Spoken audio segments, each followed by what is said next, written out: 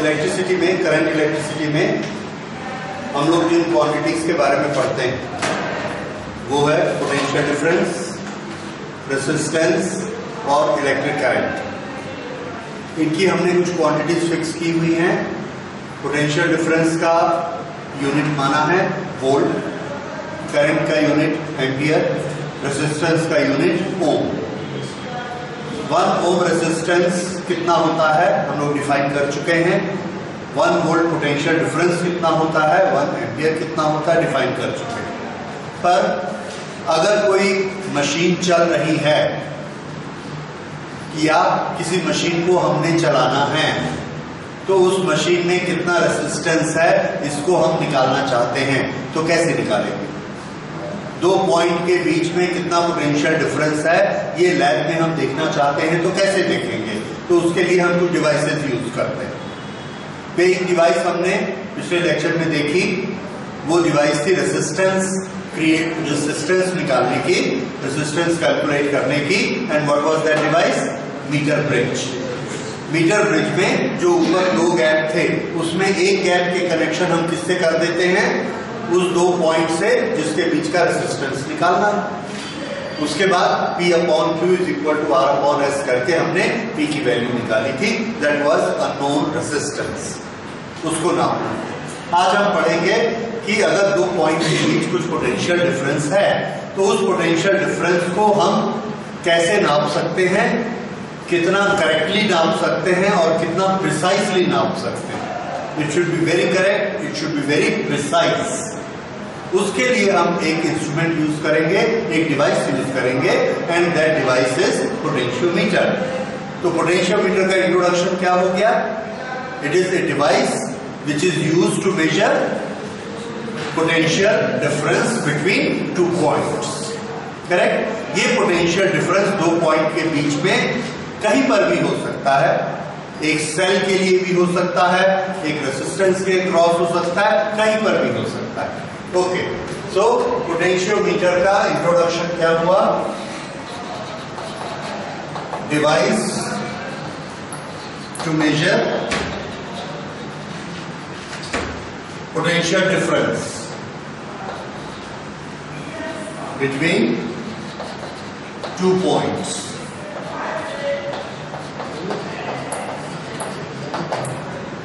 Okay. ये किस principal पर काम करती है?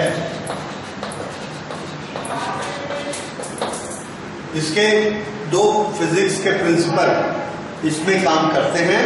अगर हम दोनों प्रिंसिपल को समझ लेंगे तो इसकी वर्किंग समझना हमारे लिए बहुत आसान हो जाएगा। वो दोनों प्रिंसिपल भी बहुत सिंपल हैं। पहला सिंपल है पोटेंशियल ग्रेडियंट।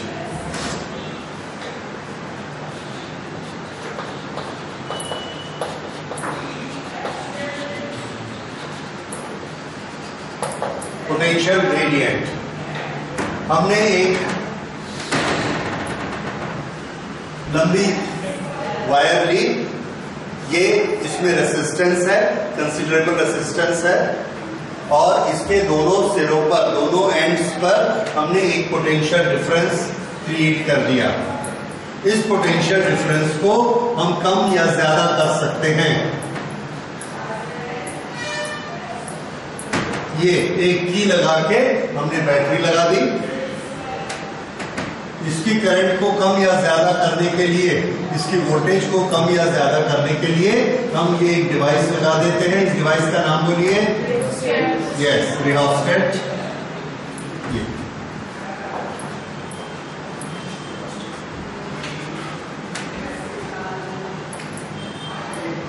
मान लीजिए ये यहां पर V पोटेंशियल डिफरेंस देती है इस पॉइंट से इस पॉइंट तक। अब पोटेंशियल डिफरेंस पे हम लोग इतनी डिस्कशन कर चुके हैं कि अगर ये पोटेंशियल डिफरेंस V है तो हम ये मानते हैं कि यहां का पोटेंशियल अगर V है तो इसका पोटेंशियल कितना होगा? 0। तो V minus 0 is equal to V, that is potential difference between these 2 terminals. Okay, तो यहां पर पोटेंशियल डिफरेंस V हो गया। अच्छा, इस पॉइंट और इस पॉइंट के बीच पोटेंशियल डिफरेंस V है। लेकिन अगर मैं ये बोलूंगा कि यहाँ का पोटेंशियल 0 है, यहाँ का पोटेंशियल V है, ये बीचों बीच पोटेंशियल कितना होगा? V/2। ओके, अगर हम इसका ग्राफ बनाने जाएंगे तो इसका ग्राफ किस तरह से बनेगा? ये इसकी लेंथ है L,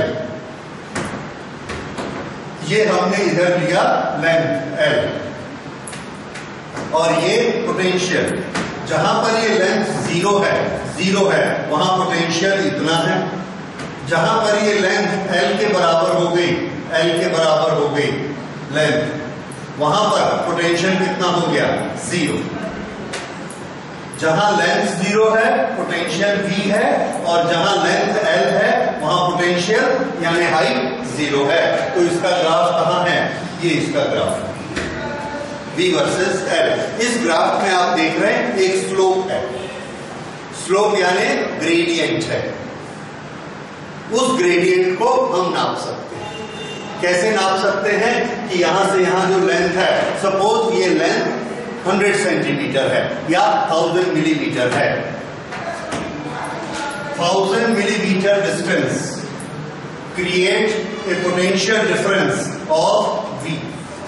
1000 millimeter length creates a potential difference V. Therefore, 1 millimeter length will create potential difference of V upon 1000।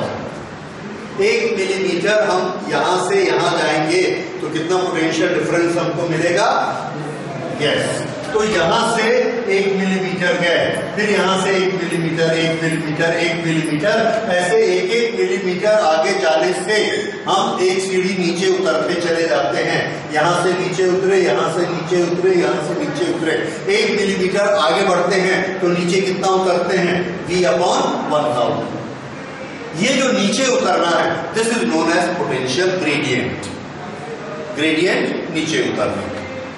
तो 1 millimetre, 1 millimetre length, unit length आगे बढ़ने से पोटेंशियल जितना डाउन हो जाता है, that is known as potential gradient. उल्टी direction में जाएंगे तो 1 मिलीमीटर आगे जाने से पोटेंशियल जितना हाई हो जाता है, दैट इज पोटेंशियल ग्रेडियंट। दोनों एक ही चीज है। ओके, तो ये पोटेंशियल ग्रेडियंट होता है। ये पोटेंशियल ग्रेडियंट शब्द का मीनिंग। तो ये पोटेंशियल ग्रेडियंट का फॉर्मूला क्या हुआ?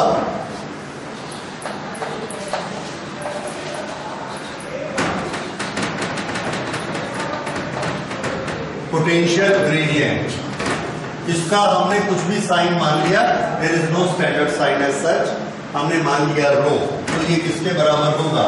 V/L। और इसका यूनिट क्या होगा? Volt per metre. Volt per metre. ये जो वोल्ट पर मीटर है, एक यूनिट एक और क्वांटिटी का भी है। किस क्वांटिटी का होता है बताइए? वोल्ट पर मीटर, dV/dr, इसका फॉर्मूला है। Yes, electric field dV/dr, dV volt, dr metre, volt per metre. Okay, electric field का भी है और पोटेंशियल ग्रेडियंट का भी है। तो पोटेंशियल ग्रेडियंट ही इलेक्ट्रिक फील्ड होता है। ओके, अब इससे एक स्टेप आगे बढ़ते हैं। ये जो 2 पॉइंट यहां पर हैं, अगर इनके बीच का डिस्टेंस 1 मिलीमीटर है तो इनका पोटेंशियल डिफरेंस कितना होगा? Answer V/L। V/L, 1 मिलीमीटर का पोटेंशियल डिफरेंस V/L होता है। अगर हम 2 मिलीमीटर दूर जाएंगे, 2 मिलीमीटर, तो पोटेंशियल डिफरेंस कितना मिलेगा हमको? 2V/L। 3 मिलीमीटर जाएंगे तो 3V/L। V/L को हमने रो मान लिया, तो फिर से 1 मिलीमीटर दूर जाएंगे तो पोटेंशियल डिफरेंस कितना मिलेगा? 1 रो। 2 मिलीमीटर जाएंगे तो 2 रो। L मिलीमीटर जाएंगे तो L रो। ये हमको याद रखना है। That is, there are 2 points at the distance of L millimeter. Then what is the potential difference between that? L into rho. ठीक है, जैसे मैंने आपको बताया इसको थोड़ा सा मैथमेटिकली देखिए, यहां से लेके यहां तक पोटेंशियल डिफरेंस है 5 वोल्ट या और कम, लेट अस से 2 वोल्ट, और इसकी लेंथ है 1000 मिलीमीटर, 1000 मिलीमीटर। तो रो की वैल्यू कितनी हो गई? V upon L, that is V upon L ये। So this is equal to 0.002 volt per millimetre, 0.002 per millimetre. 1 millimetre दूर जाने से पोटेंशियल डिफरेंस कितना? 0.002।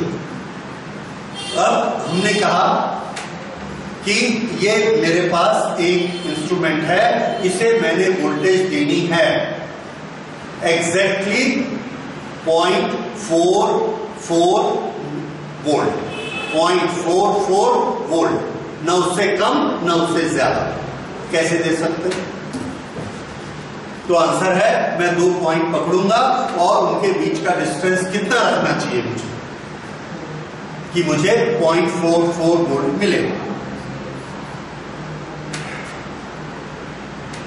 ओके, मेरी रिक्वायरमेंट कितनी है? 0.044 वोल्ट। 0.002 वोल्ट कितनी दूर होता है? 1 मिलीमीटर पे होता है, तो 0.044 वोल्ट कितनी दूरी पर होगा? कैसे निकालेंगे? इसी फॉर्मूले को ले लीजिए। कौन सा फॉर्मूला है ये हमारा? यस, L मिलीमीटर में वोल्टेज कितना होता है? L into rho. Voltage is equal to L into rho. यहां रो की वैल्यू कितनी है?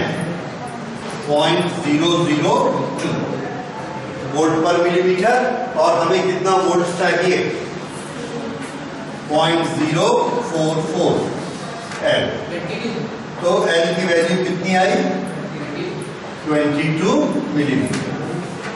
इसका ये मतलब है कि अगर यहां से यहां या यहां से यहां या यहां से यहां कहीं पर भी 22 मिलीमीटर मैंने दूर रखे 2 पॉइंट और ये दोनों में से तार को निकाला, तो इसका पोटेंशियल डिफरेंस मुझे कितना मिलने वाला है? 0.044। क्यों? क्योंकि हर 1 मिलीमीटर पे कितना पोटेंशियल डिफरेंस है? 0.002। ठीक है, 0.002 वोल्ट मतलब 2 मिली वोल्ट, 2 मिली वोल्ट, और मुझे कितना चाहिए? 44 मिली वोल्ट। तो 22 मिलीमीटर डिस्टेंस पे 2 पॉइंट ले लेंगे, 22 मिली वोल्ट मिल जाएगा। तो अब वोल्ट की बात दूर, उसका 1,000वां हिस्सा मिली वोल्ट तक हम इससे एग्जैक्टली नाप सकते हैं, इससे एग्जैक्टली ले सकते हैं। So this is a device which creates very precise and very exact potential difference. ये होता है potential gradient, और potential gradient से potential difference। फिर से फॉर्मूला हमने क्या यहां यूज किया? V is equal to rho into L। इसमें V क्या है? Potential between 2 points, potential difference between 2 points, उसको लिख लेते हैं potential difference between 2 points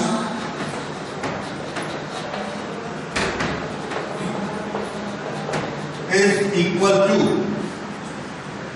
potential gradient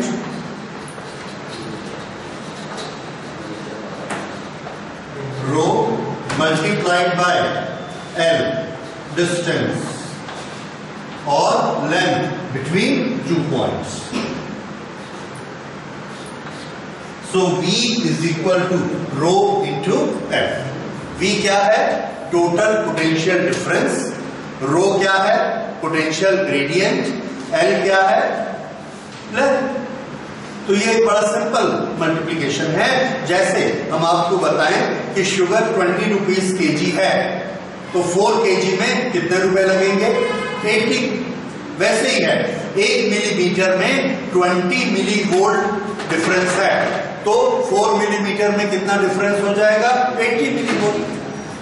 समझ में आ रहा है? वो जो 20 मिली वोल्ट है वो हमने क्रिएट किया। कैसे क्रिएट किया? यहां से लेके यहां तक एक पोटेंशियल डिफरेंस दिया, यहां से लेके यहां तक एक लेंथ लगाई और V अपॉन L करके हमने उसका रेट बना दिया पर मिलीमीटर कितना कम होता है। उसके बाद हमारे हाथ में है, हम इतना सा दूर ले, इतना दूर ले, इतना दूर ले, उतना पोटेंशियल डिफरेंस हमको मिल जाएगा। और फॉर्मूला हमको क्या मिला? V is equal to rho into L। कौन सा L? ये जो हम लेंगे उसके लिए हमने स्मॉल l यूज किया है। V is equal to rho into L।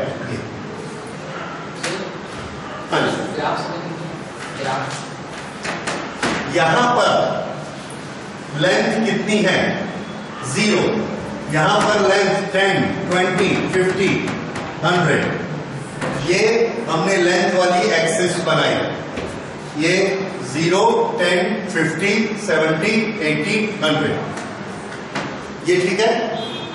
ये वाली एक्सिस पे हमने लिया पोटेंशियल। मान लो 12 वोल्ट की बैटरी है, 12 वोल्ट की, तो यहां पे हमने रखा 1, 2, 3, 4, 6, 8, 10, 12, 14, 15, 16 इस तरह से। अब इस जगह का पॉइंट बनाइए ग्राफ में। तो इस लोकेशन पर L की वैल्यू कितनी है? 0 और पोटेंशियल डिफरेंस V की वैल्यू कितनी है? 12 वोल्ट यानी फुल वोल्टेज V, क्योंकि ये प्लस से जुड़ा हुआ है। तो ग्राफ में उसका पॉइंट कहां होगा? L कितना लेना? 0। ये 0। ऐसे में हमको कितना खिसकना है? 0। ये हाइट कितनी लेनी है? वोल्टेज के बराबर V। तो ये पॉइंट मिल गया। दूसरा पॉइंट सीधा यहां पर लीजिए। यहां वोल्टेज कितनी है? तो हाइट कितनी होगी? 0। वोल्टेज किससे रिप्रेजेंट करवा रहे हैं हम? हाइट से। और लेंथ किससे रिप्रेजेंट करा रहे हैं? Right side. तो यहां पर वोल्टेज कितनी है? 0, हाइट 0। लेंथ कितनी है? L। तो इधर कितना खिसकना पड़ेगा? L। तो हम L इधर आए और हाइट कितनी ली? 0। तो ये पॉइंट मिला। तो हमको ये पॉइंट मिला और ये पॉइंट मिला। बाकी हमने एज्यूम कर लिया कि बाकी सारे पॉइंट कैसे होंगे उसके बीच में। तो ये पॉइंट ये जैसे आपने बताया कि ये 50 में वोल्टेज कितनी होगी? V/2। तो ये रहा 50 और देखिए ये हाइट कितनी आएगी इस पॉइंट की? V/2। तो ये सारे पॉइंट क्या रिप्रेजेंट करते हैं? Voltage at a particular length. इस तरह से हम ग्राफ बनाते हैं। ठीक है, तो अभी समझ आता है। इस तरह से ग्राफ में स्लोप आ गया है एंड स्लोप इज ग्रेडियंट। तो वोल्टेज कम होते जाता है। That is this graph. इस ग्राफ का प्रैक्टिकली हमारे पास कोई यूज नहीं है। ये सिर्फ समझने के लिए है कि वोल्टेज ग्रेडियंट नाम क्यों पड़ा। तो it is the reason for that. Okay, अब इसके बाद देखिए, हाँ, दो पॉइंट के बीच में पोटेंशियल डिफरेंस कितना होगा? रो इंटू L। अब रो को आप लोग समझने लगे हैं। रो क्या होता है? 1 मिलीमीटर दूर जाएंगे कितना पोटेंशियल डाउन होता है? L मिलीमीटर दूर जाएंगे, रो इंटू L डाउन हो जाएगा। ये दो पॉइंट के बीच का डिस्टेंस। अच्छा, अब उसके बाद ये हमारा एक प्रिंसिपल है। This is what? Potential gradient. Second principle जो हम इसमें यूज करने वाले हैं that is balancing of potential difference, balancing of voltage. ये क्या प्रिंसिपल है? Balancing of voltage. देखिए इस प्रिंसिपल को, ये हमने एक सेल लिया, ये पोटेंशियल डिफरेंस क्रिएट करता है V1 या इसका EMF है E1। ओके, ये हमने एक दूसरा सेल लिया, ये पोटेंशियल डिफरेंस क्रिएट करता है E2।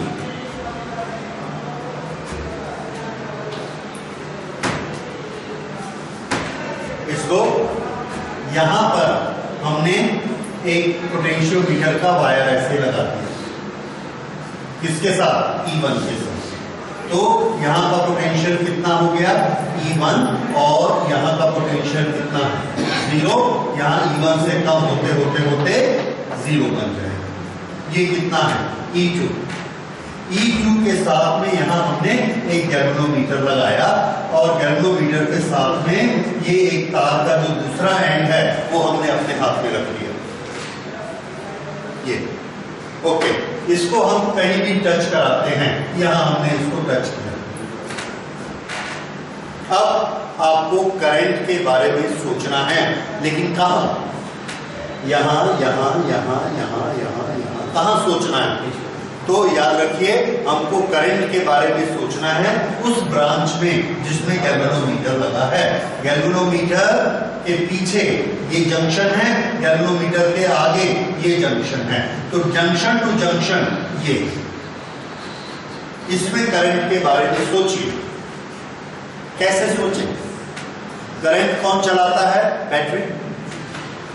ये वाला प्लस माइनस, यहां से प्लस ऐसा गया, चार्ज गया, ऐसा गया, ऐसा गया, ऐसा आया और ऐसे गया। तो यहां पर करंट की डायरेक्शन किधर है? Towards left. किस बैटरी के कारण? नंबर 2। नंबर 1 के कारण देखिए, नंबर 1 ने यहां पर क्या बनाकर रखा है? प्लस, और यहां क्या बनाकर रखा है? माइनस। प्लस माइनस, प्लस से माइनस तक जाना है इस रास्ते से, गैल्वेनोमीटर के रास्ते से। तो करंट कैसे जाएगी? ये ऐसे, ऐसे और ऐसे। तो यहां पर से प्लस से माइनस, गैल्वेनोमीटर के इस रास्ते से मत सोचिए, वो तो जा रही है, उसको जाने दीजिए। हम लोग इस ब्रांच की बात कर रहे हैं। इस ब्रांच में करंट प्लस से माइनस जाएगी। किस रास्ते से? ऐसे, इधर राइट साइड में। इसके कारण करंट कैसी जा रही थी? प्लस से माइनस, ऐसे। लेफ्ट साइड में इसके कारण कैसे जा रही है? राइट से।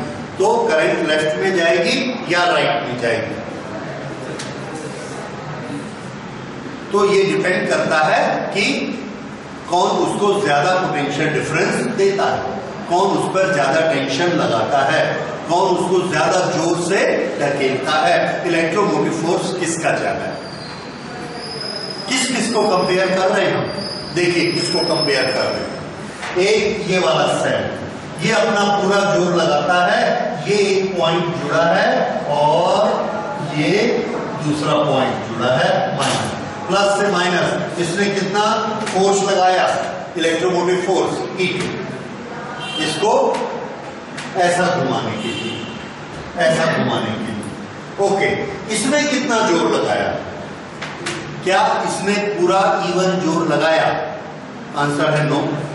क्यों? क्योंकि E1 फोर्स ये कहां से कहां लगाता है? इस पॉइंट से लेके इस पॉइंट तक। ये पोटेंशियल डिफरेंस कितना है? E1। लेकिन हमने इसको इस पॉइंट से फोर्स नहीं लगाने दिया, इस पॉइंट पे टच किया।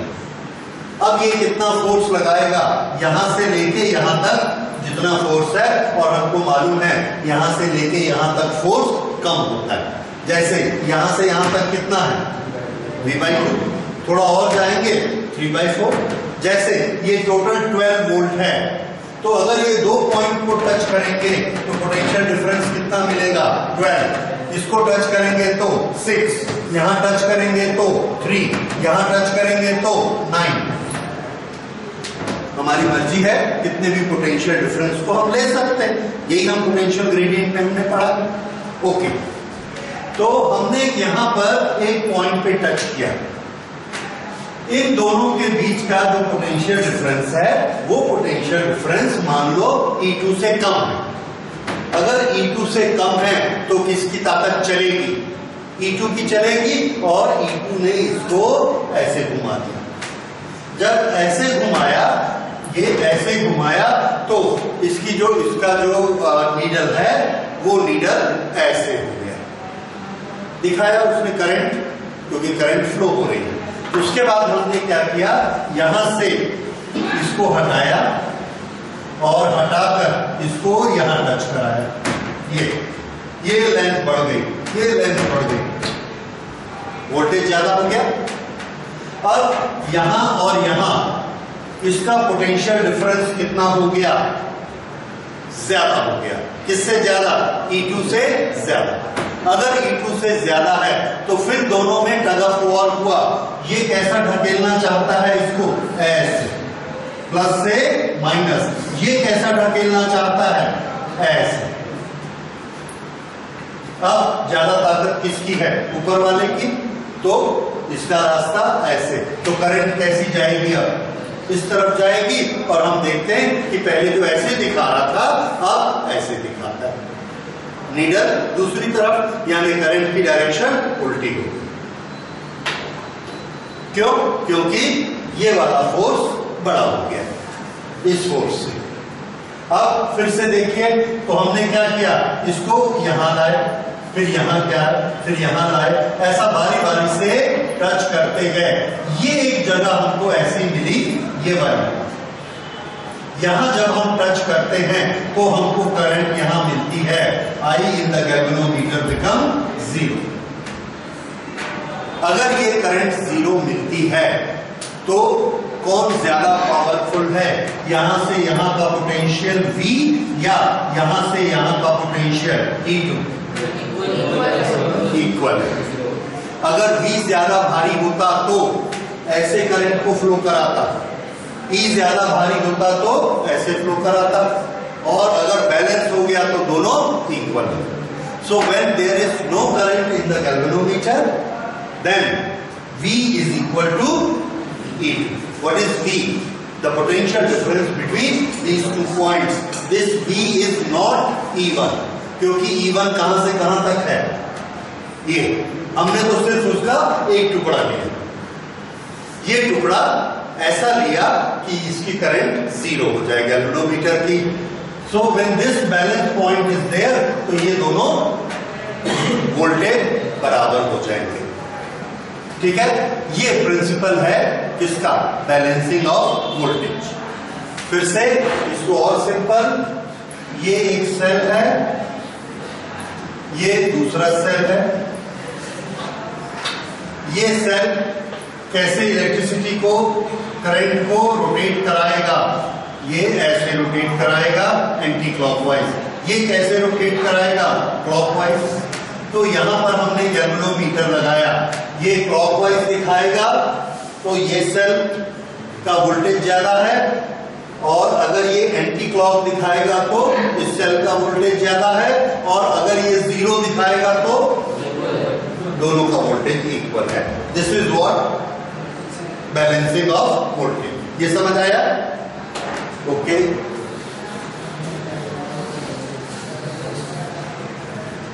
बस अगर ये आपको समझ में आ गया दोनों चीज, तो अब हम लोग इसकी वर्किंग आसानी से समझ सकते हैं। पहले लेते हैं इसका डिस्क्रिप्शन।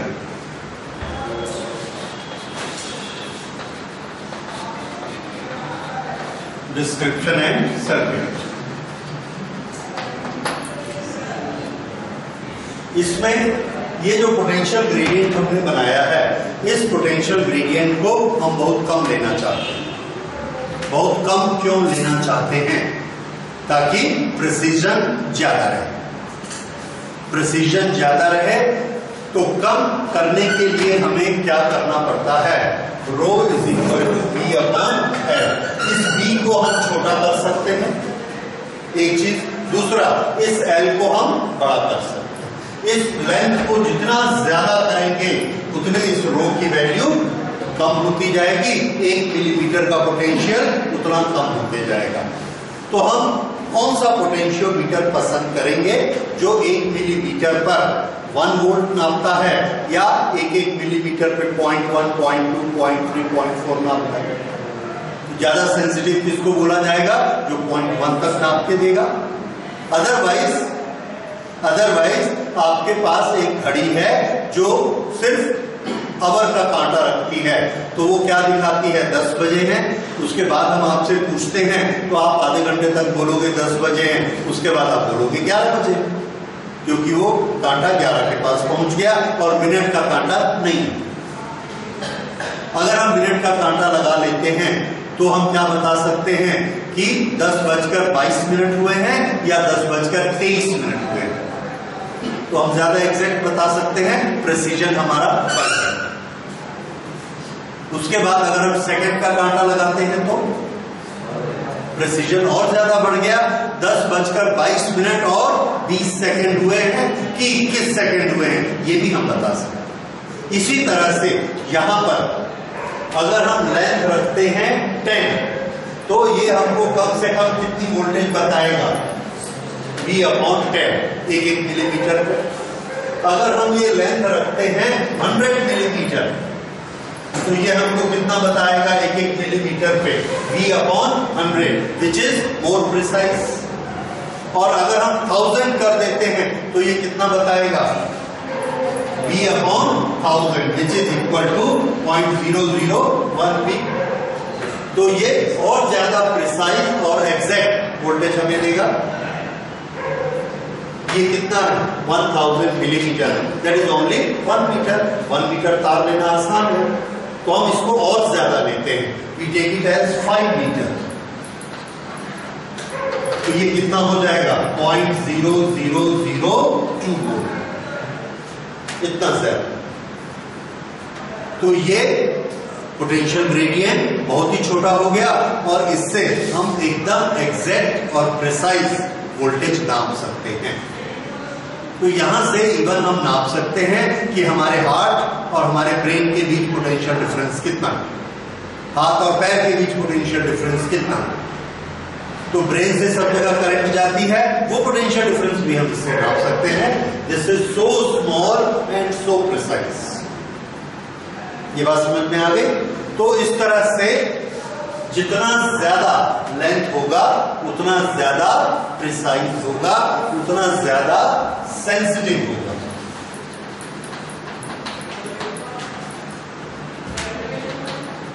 सेंसिटिविटी ऑफ पोटेंशियोमीटर क्या होता है? Sensitivity is more if rho is smaller.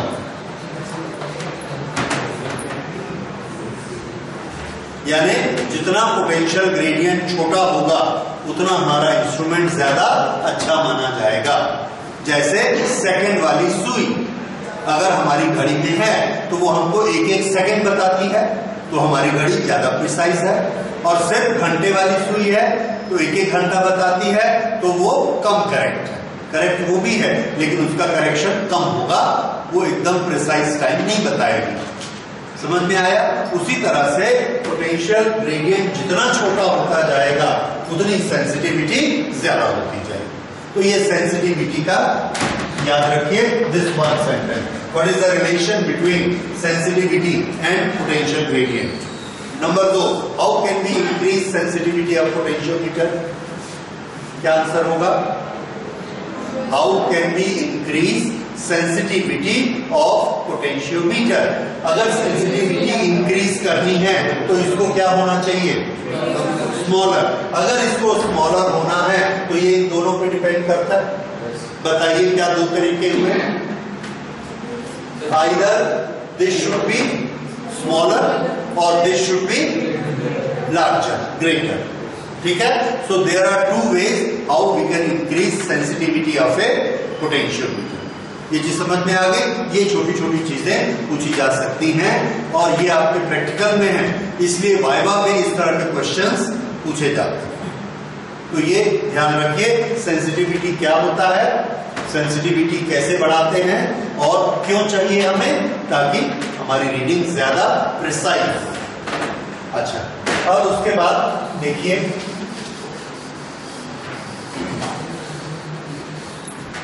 Description हम पढ़ रहे थे इसका। सेंसिटिविटी बढ़ाने के लिए हमने एक तरीका क्या पढ़ा, हमको लेंथ इंक्रीज करनी है।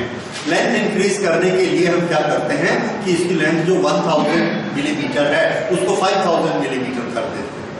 अब 5000 मिलीमीटर यानी 5 मीटर, तो हम अपने टेबल पे 5 मीटर लेंथ रखेंगे कैसे, ये हमारे लिए एक प्रॉब्लम होता है। तो प्रैक्टिकली हम क्या करते हैं, वी मेक ए बोर्ड, ये एक वुडन बोर्ड लेते हैं। इस वुडन बोर्ड में ये हमने एक तार ली 1 मीटर लॉन्ग, यहां पर एक ब्रास का कनेक्टर लगाया और ये फिर से 1 मीटर, और यहां ब्रास का कनेक्टर लगाया। कितने मीटर हो गए, 2, 5 भी कर सकते हैं, 3, 4 और यहां से ये ले लिया 5। एक स्क्रू यहां लगाया, एक स्क्रू यहां लगाया। अब ये पूरा रास्ता कितना लंबा हो गया, 5 मीटर, दैट इज 5000 मिलीमीटर। बीच में किसी भी जगह पर हम सिर्फ एक स्केल लगा देते हैं। कहीं पर भी हम चाहे तो 5 स्केल भी लगा सकते हैं, चाहे तो 1 स्केल भी लगा सकते हैं। तो हमने यहाँ कहीं पर भी 1 स्केल लगाया, ये 1 स्केल है।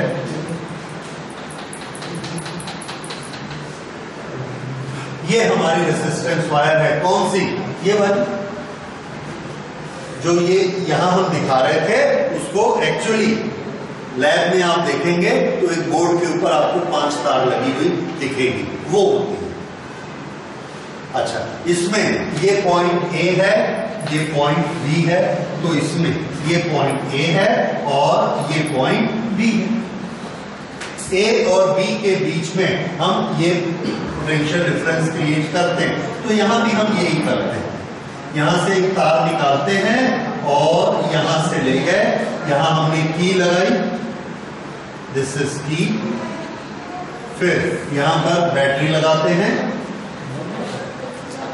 अभी हम लोग बैटरी की जगह पे एलिमिनेटर यूज करते हैं so that we don't waste chemicals. तो ये, और उसके बाद यहां से रिहोस्टेट लगाते हैं, ये हमने कनेक्ट कर दिया।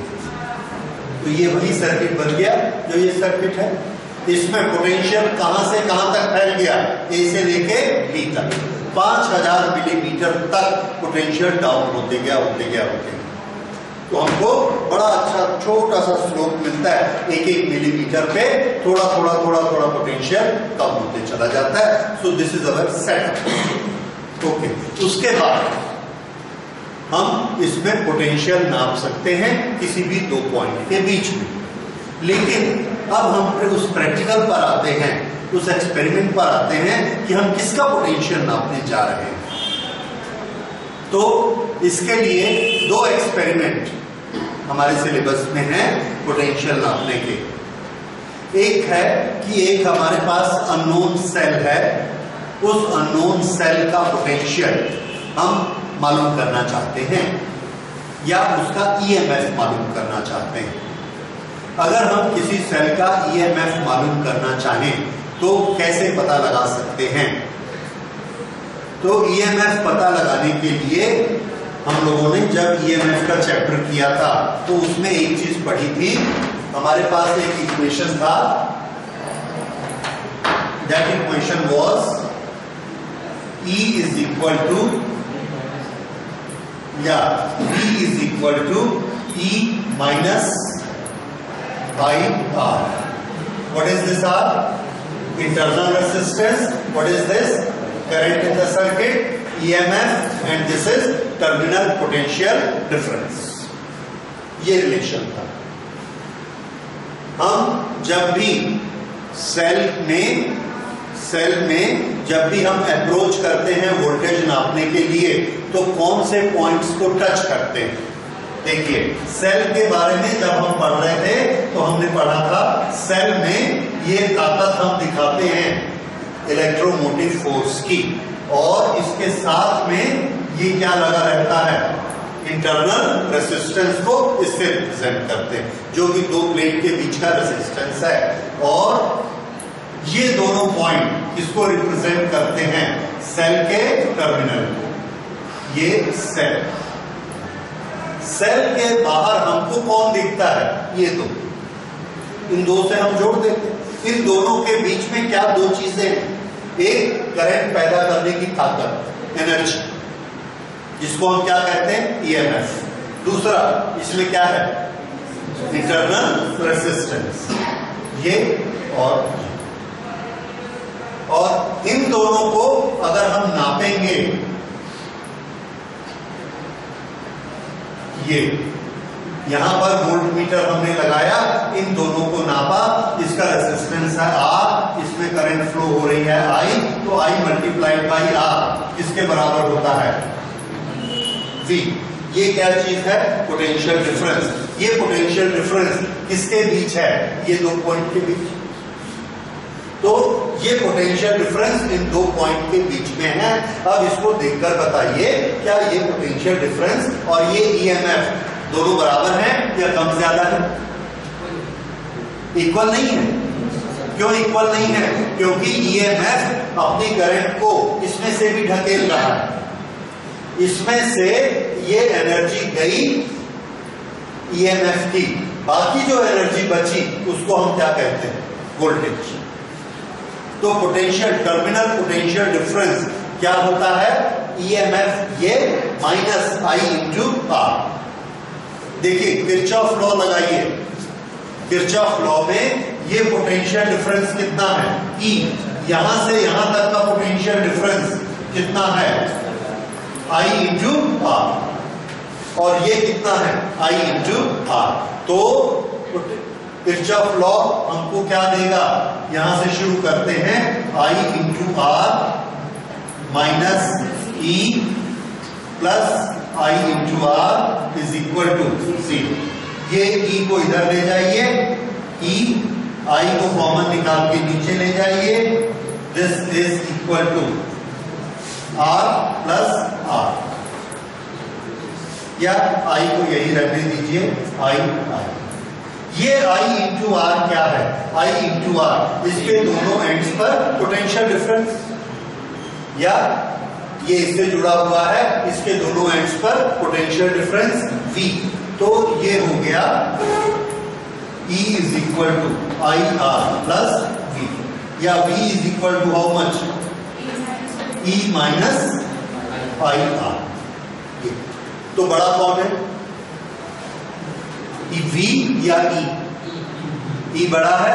E में से जब हम IR को माइनस कर देते हैं तब V बढ़ता है, तो E बड़ा होता है और V छोटा होता है। अच्छा, जब हम नापने जाएंगे और दो पॉइंट को टच करेंगे तो हम किसके पॉइंट को टच कर सकते हैं? V को या E को? E को हम टच नहीं कर सकते क्योंकि वो सेल के अंदर है। सेल के बाहर जो दो पॉइंट निकलते हैं उन पर हम अपना मीटर लगाएंगे और वो दोनों क्या दिखाते हैं? V। वो दोनों क्या दिखा रहे हैं? V, IR, V। तो फिर हम E कैसे नापेंगे? प्रॉब्लम है। तो हमने E नापने की एक टेक्निक निकाली। हम क्या करते हैं? कुछ ऐसा करते हैं कि इस सर्किट की करंट 0 हो जाए। हम सिर्फ V नाप सकते हैं, ये हमको मालूम है, लेकिन हम कोई जुगाड़ करके इस सर्किट की करंट को क्या बना देते हैं? 0। अगर ये सर्किट की करंट 0 हो गई, 0, तो ये 0, तो क्या हुआ? V is equal to E। और हमको किसको नापना आता है? V को, तो V को नाप लेते हैं। लेकिन उस समय V किसके बराबर हो चुका है? E के बराबर हो चुका है। तो जो भी रीडिंग आएगी वो हमको क्या देगी? E। अदरवाइज हम उसके अंदर जाकर E को नहीं नाप सकते थे। ये तरीका है E को नापने का। सो इसमें आपका एक आंसर तैयार हुआ। How can we measure electromotive force EMF of a cell? The answer is we will make the current zero and measure potential difference between the terminals. समझ आया? We will make the current zero and measure the potential difference between terminals. That potential difference will give the value of E. ये समझ आ रही बात? Okay, ये speciality है potentiometer की। अच्छा, ये जब ई के बारे में हमको समझ में आया, फिर नापना है। हम कैसे नापेंगे? हमने एक सेल बनाया, एक नींबू लिया, उस नींबू में सुई लगा दी, सुई के ऊपर से और एक तरफ एक सुई लगाई, दूसरी तरफ दूसरी लगाई कॉपर की, और दोनों को ऐसे जोड़ा, उसमें करंट फ्लो करती है। तो देखा करंट फ्लो करती है, मतलब उसमें पोटेंशियल डिफरेंस है। हम उसको नापना चाहते हैं और हमको मालूम नहीं कितना। इसी तरह से हम दूसरी चीजों के साथ भी कर सकते हैं और उनमें पोटेंशियल डिफरेंस हमको मिलता है, उसके बीच में करंट फ्लो होती है, लेकिन हम उसका ईएमएफ नापना चाहते हैं। कैसे नापेंगे? तो बड़ा बेसिक क्वेश्चन पर हम आ जाते हैं कि हम किसी चीज को कैसे नापते हैं। मेजरमेंट के चैप्टर में हमने पढ़ा है कि हम किसी चीज को मेजरमेंट कैसे करते हैं। आंसर है कंपेयर करके, यूनिट के साथ में कंपेयर करके। अगर मैं आपको बोलूंगा कि दो पॉइंट के बीच का डिस्टेंस 5 मीटर है, तो आपको कैसे पता लगेगा? कैसे सोचोगे कि 5 मीटर है? तो आंसर है, पहले आपको ये पता होना चाहिए कि 1 मीटर कितना होता है, या हमारे हाथ में 1 मीटर का रॉड होना चाहिए। 5 बार उसको रखेंगे, 5 मीटर आ जाएगा। That is comparison. दूसरा, तराजू में अगर हमने किसी चीज को 2 किलो तौलना है, तो एक तरफ 2 किलो का बाट रखेंगे, एक तरफ सामान रखेंगे, उसको बराबर कर लेंगे। इसको हमने बैलेंस कर दिया। तो वो जो हमारा सामान है वो हमने देखा कितना है, 2 किलो, क्योंकि बाट कितना रखा है, 2 किलो। तो मेजरमेंट हम हमेशा किससे करते हैं? कंपैरिजन से। यहां पर मैंने एक चीज आपको बताई थी, balancing of voltage. Balancing of voltage अगर हम कर दें, दो तरफ की वोल्टेज बराबर हो गई, करंट सर्किट में क्या हो जाएगा? 0। ये हमको मालूम है वोल्टेज कि ये 2.3 वोल्ट है, तो इसकी वोल्टेज भी कितनी हुई? 2.3। तो इस तरह से हम कंपेयर करके इसकी वोल्टेज निकाल सकते हैं। तो हमने क्या किया? ये वाला लिया सेल और यहां देखा 1.8, 1.9, 1.10, दैट इज 2, 2.1, 2.2, 2.3, 2.5। 1.8 पे करते हैं, ऐसे करंट जाती है। 2.5 पे करते हैं, ऐसे करंट जाती है। 2.3 पे रखते हैं, कोई करंट नहीं जाती। तो इसकी वोल्टेज कितनी? 2.3। समझ आया? This is what comparison method. तो इस तरह से हम कंपेयर करके इसकी वोल्टेज निकाल सकते हैं। लेकिन इसमें एक छोटा सा प्रॉब्लम है। अगर हम यहां पर वो एक्सपेरिमेंट करें, यहां पर वो एक्सपेरिमेंट करें, तो यहां हमको रो की वैल्यू एग्जैक्ट पता होनी चाहिए, जो कि हमको नहीं पता होती। क्यों नहीं पता होती? क्योंकि हमको इसका V एग्जैक्टली नहीं पता होता कि इसका V एक्चुअल कितना जा रहा है। तो हम क्या करते हैं? एक दूसरा मेथड लगाते हैं। हम एक और सेल लेकर आते हैं, जिसको हम कहते हैं standard cell. Standard cell. Okay, क्योंकि सेल के बारे में हमने बहुत डिटेल में नहीं पढ़ा, इसलिए स्टैंडर्ड सेल मैंने आपको नहीं बताया। स्टैंडर्ड सेल एक ऐसा सेल होता है जिसमें इलेक्ट्रोलाइट उसका कंसंट्रेशन बहुत ज्यादा रखा जाता है। तो उसकी वोल्टेज जो फिक्स होती है, वो करंट फ्लो होती है, तो भी उसकी वोल्टेज डाउन नहीं होती। उसका एक ईएमएफ फिक्स होता है। ऐसे कुछ 1-2 सेल हैं। इसका स्टैंडर्ड सेल का ईएमएफ हमको मालूम है, और वो ईएमएफ है E1। ये हमने अपना एक अननोन सेल बनाया, उसका बनाया हमने E2, मान लिया E2। तो अगर हम E1 अपॉन E2 का रेशियो हमने निकाला, ये आया 1.2। अब हमको E1 मालूम है, तो आप E2 निकाल सकते हैं। अगर हमको E2 मालूम है, तो हम E1 निकाल सकते हैं। एक चीज मालूम होनी चाहिए, तो हमें क्या पता होना चाहिए, E1 अपॉन E2 का वैल्यू कितना होता है। ये वैल्यू हमको पता हो, ये वैल्यू हमको पता हो, तो हम इस वैल्यू को निकाल सकते हैं। This is known as comparison of two EMF। ये वाला एक्सपेरिमेंट हम करते हैं और ये एक्सपेरिमेंट आपके सिलेबस में भी है। तो अब हम लोग करेंगे ये एक्सपेरिमेंट की डिटेल कि किस तरह से E1 अपॉन E2 निकालना। हम लोग डायरेक्ट उस पर आ गए वर्किंग पे। डिस्क्रिप्शन आप समझ गए।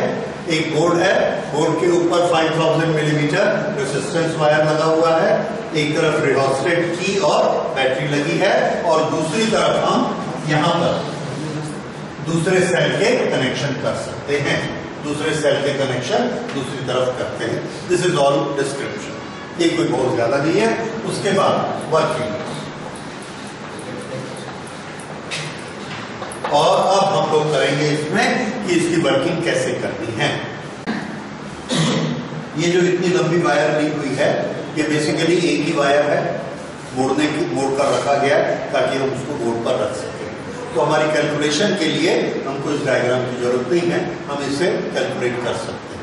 तो मोस्टली आप देखेंगे जो क्वेश्चन वगैरह दिए जाते हैं, हमको ऐसे ही डायग्राम बना के दिए जाते हैं। So we are least concern इस तार को एक पार्ट में शो किया जाता है, या 5 में करते हैं, या 10 में करते हैं, कितने में भी करते हैं, तार तो वो एक ही है, भले मोड़ के रखें, भले सीधा रखें। So we need only one diagram.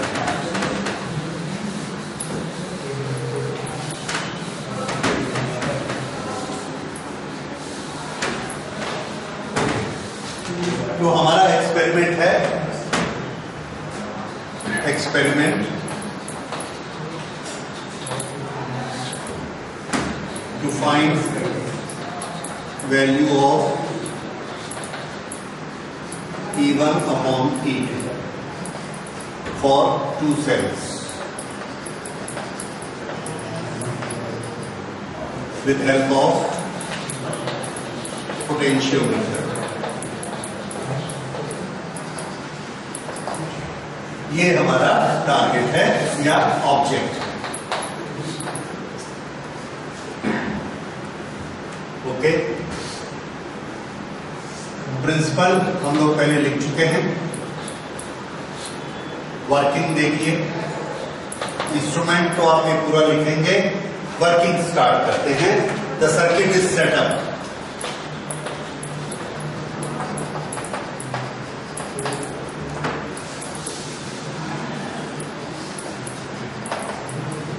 as given in the diagram।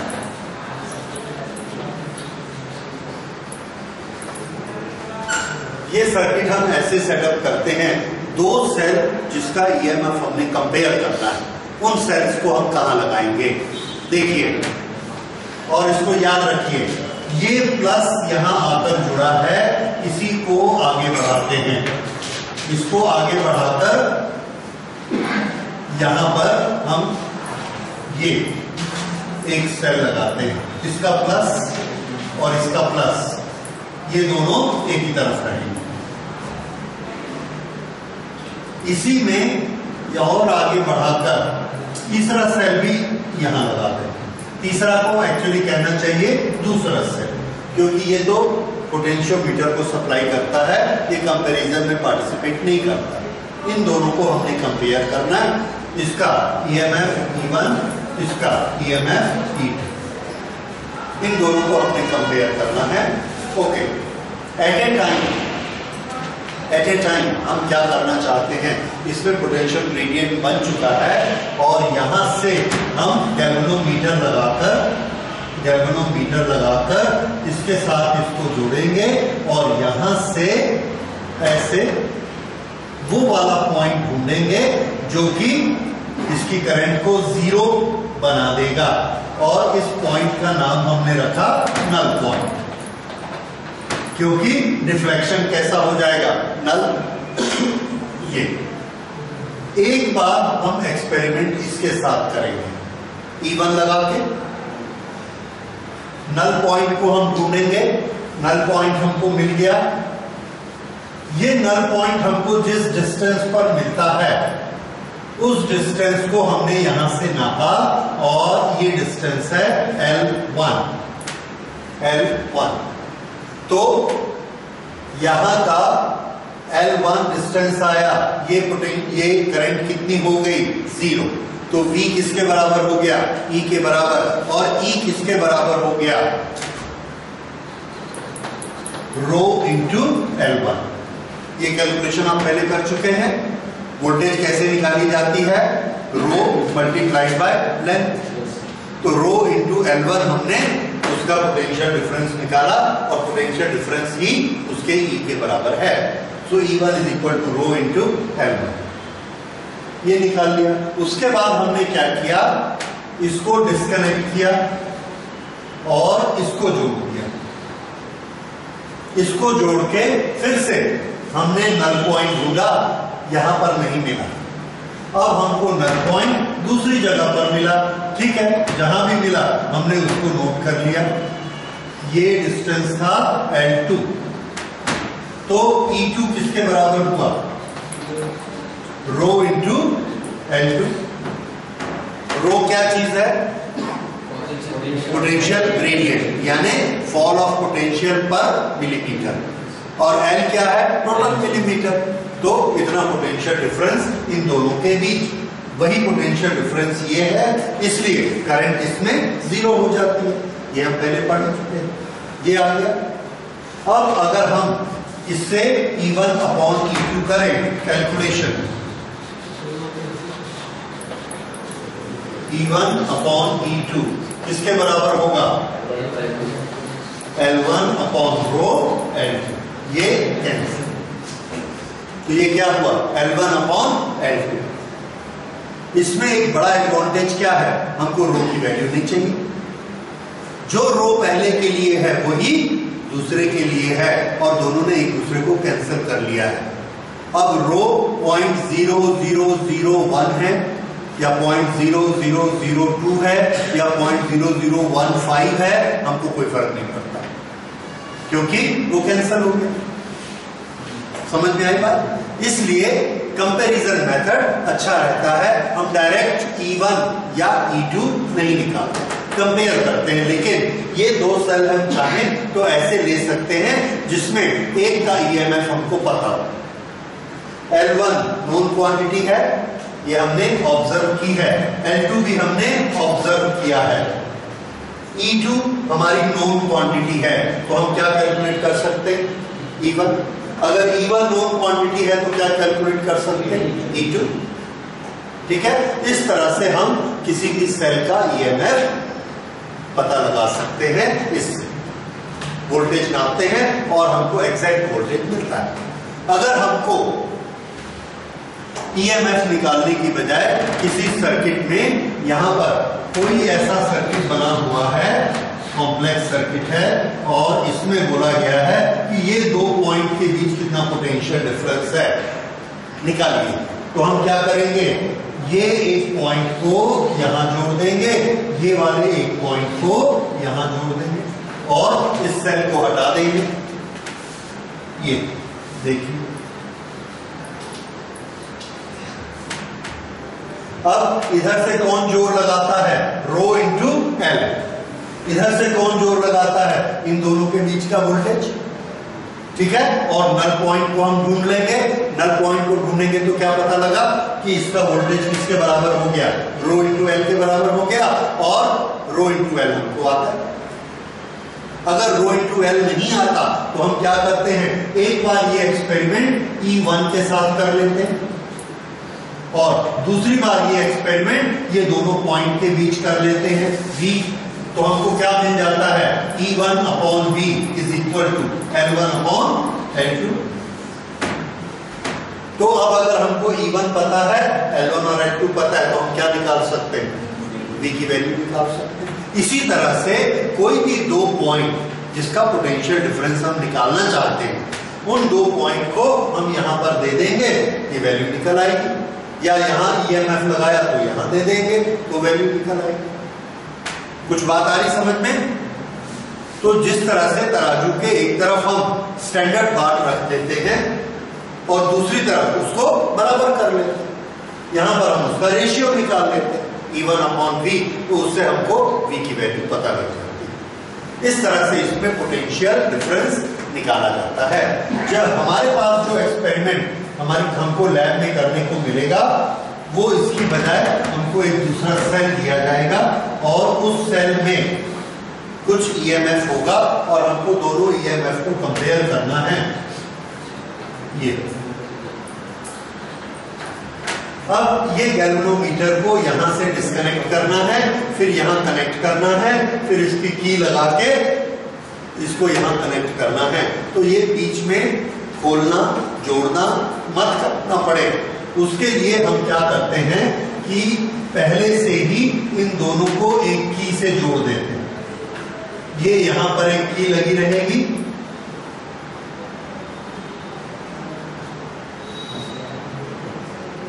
ये इस की से हम इसको जोड़ देते हैं गैल्वेनोमीटर को सेंटर में, और ये दोनों तरफ ये इसके ब्लैंक स्पॉट्स हैं और यहां पर हम की को इंसर्ट कर सकते हैं। अब आप लोग खुद ही सोच सकते हैं, अगर हम यहां की को क्लोज कर देंगे तो कौन सी बैटरी, कौन सा सेल सर्किट में आ गया?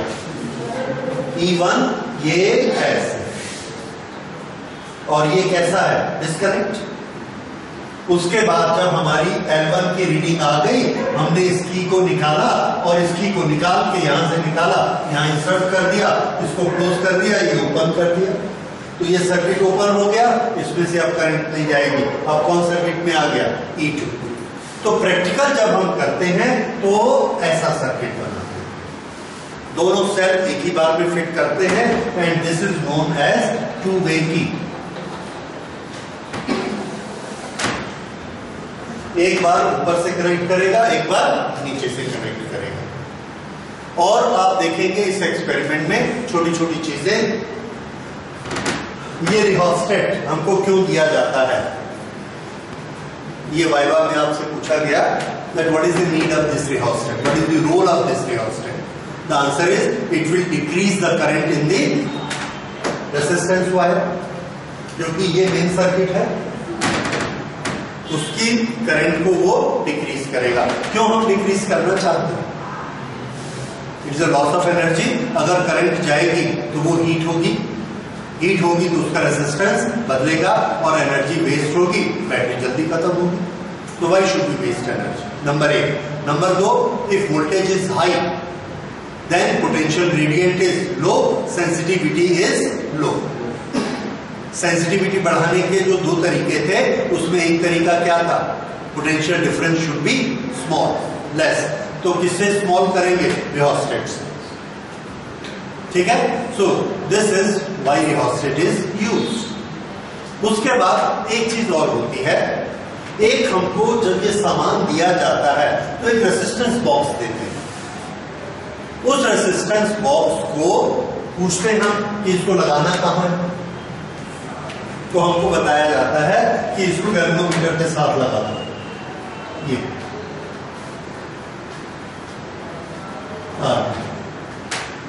और इसके साथ लगा के इसमें से एक बड़ा सा रेसिस्टेंस निकालना, 100 ओम 200 ओम ऐसा। क्यों? तो पक्का याद रखिए, जहां भी हम रेसिस्टेंस क्रिएट करते हैं हमारा पर्पस क्या होता है? करंट को कम करना। तो हम यहां पर करंट को कम करना चाहते हैं। किस ब्रांच की करंट को कम करना चाहते हैं? जिसमें गैल्वेनोमीटर लगा। बाई चांस दोनों का पोटेंशियल डिफरेंस, इसका और इसका, यहां से यहां तक पोटेंशियल डिफरेंस है, मान लीजिए 1 वोल्ट, और ये बैटरी काफी डिस्चार्ज बैटरी है, इसका पोटेंशियल डिफरेंस है 0.25 वोल्ट, और वो कितना है? 1 वोल्ट। तो कितना डिफरेंस आया? 0.75, which is quite a large distance। जैसे ही गैल्वेनोमीटर लगाते हैं उसकी सुई बड़ी तेजी से एक तरफ जाती है, ऐसा स्पीड से जाएगी, और जाकर ये जो लास्ट में पैक लगा रहता है उसको रोकने के लिए उससे ऐसे जाके टकराएगी, टूट जाएगी, तो गैल्वेनोमीटर डैमेज हो जाता है। उसकी नीडल टूट सकती है, उसकी कॉइल जल सकती है। क्यों? क्योंकि करंट एकदम से हाई गई और वो झटके से चला। तो शुरू में हम क्या करते हैं? इसका रेसिस्टेंस निकाल लेते हैं। तो इसमें रेजिस्टेंस हाई आ जाएगा, हाई रेजिस्टेंस आने से ये करंट कम हो जाएगा। फिर जब हम देखते हैं कि उसकी करंट 0 के आसपास पहुंच गई है, हल्का सा हिलता है और हम देखना चाहते हैं कि वो किधर हिलता है, तो हम फिर इसका प्लग क्लोज कर देते हैं। जैसे सर्किट क्लोज करते हैं रेजिस्टेंस हट जाता है, वो जो छोटी सी करंट है अब बड़ी हो जाती है, पर अब हमको उससे खतरा नहीं है क्योंकि बहुत ज्यादा करंट नहीं है, हम लोग नल पॉइंट के नजदीक पहुंच चुके हैं जहां पर दोनों तरफ की वोल्टेज बराबर हो चुकी। So that is a safety device. तो रियोस्टेट का रोल और ये रेजिस्टेंस बॉक्स का रोल, ये दोनों समझ में आ गया आपको। गैल्वेनोमीटर क्या काम करता है? डायरेक्शन ऑफ करंट बताता है, प्रेजेंस ऑफ करंट बताता है। So galvanometer gives the presence and direction of current, ये गैल्वेनोमीटर का काम है। ठीक है, इस दो पॉइंट के बीच में एक करंट ऐसे फ्लो होती है और इसके कारण करंट ऐसे फ्लो होती है, ये हम शुरू में थ्योरी में पढ़ चुके हैं। तो ये हमारा एक्सपेरिमेंट है E1/E2 निकालने का। ठीक है, एक बार आप ऐसे E1/E2 निकालेंगे, फिर आप चाहें तो थोड़ी सी रियोस्टेट की रीडिंग चेंज करके एक बार और निकाल लीजिए। इसमें ज्यादा वैरायटी नहीं होती, 1 2 3 निकालेंगे, हो गया बस। तो इसका जब भी आप एक्सपेरिमेंट स्टार्ट करते हैं तो पहली बार आपको कनेक्शन करने के बाद एक चीज टेस्ट करनी है और वो काफी डिफिकल्ट होती है। हमारे सब जो इंस्ट्रूमेंट हैं वो ब्रांड न्यू इंस्ट्रूमेंट नहीं होते, उसमें पुराने इंस्ट्रूमेंट होते हैं, डिफेक्ट होता है, कहीं जगह कॉन्टैक्ट होता है, कहीं नहीं होता, कहीं रेजिस्टेंस आ जाता है, हम सोचते हैं हमने स्विच ऑन कर दिया और कहीं पे बीच में डिस्कनेक्ट भी होता है। तो ये हमने सेल लगाया, ये सेल लगाया, इसका E1 इसका E2, बाद में देखते रीडिंग नहीं आ रही, पूरा पीरियड खत्म हो गया। लास्ट में आके केयर टेकर क्या बोलता है, अरे इसमें तो भैया वोल्टेज ही नहीं आ रही, तो पूरा डिस्चार्ज नहीं आ रही, हमको शुरू में पता नहीं होता। इसलिए एक प्रिकॉशन याद रखिए, जब ये आप पूरा सेट कर लेते हैं, एक टाइम में एक ही सेल से काम होना है, या तो इससे या इससे। ठीक है, हमने किसी भी एक से शुरू किया, मान लीजिए इससे शुरू किया। ये वाले जो जॉकी है, जॉकी या स्लाइडर, इस स्लाइडर को एक बार हम यहां टच करेंगे, इस एंड के पास, यहां इस एंड के पास, तो ये तेजी से एक तरफ भाग जाएगा क्योंकि ये वोल्टेज तो बहुत कम है, ये वोल्टेज हाई होगी, तो ये एक तरफ जाएगा। ठीक है, हमने देख लिया ये इस तरफ जाता है। उसके बाद हमने जॉकी उठाई, यहां टच किया इस एंड के पास, तो अगर हमारा सर्किट सही है तो ये कहां जाएगा, दूसरी तरफ। ठीक है, इसका मतलब हमारे कनेक्शन सब ठीक है। अदरवाइज क्या होगा, आपने यहां लगाया, राइट साइड में गया, फिर यहां लगाया, फिर वो राइट साइड में गया, इसका क्या मतलब है, एक बैटरी काम कर रही है, एक नहीं कर रही है, इन दोनों में से। क्योंकि अभी आपने इसका प्रिंसिपल क्या पढ़ा, एक तरफ घुमाने का काम इसकी पावर से हो रहा है, दूसरी तरफ घुमाने का काम इसकी पावर से हो रहा है, और हम क्या देख रहे हैं कि हम यहां टच करें, यहां टच करें या यहां टच करें, एक ही तरफ घूमता है। इसका क्या मतलब है, एक पावर काम कर रही है, एक नहीं कर रही है।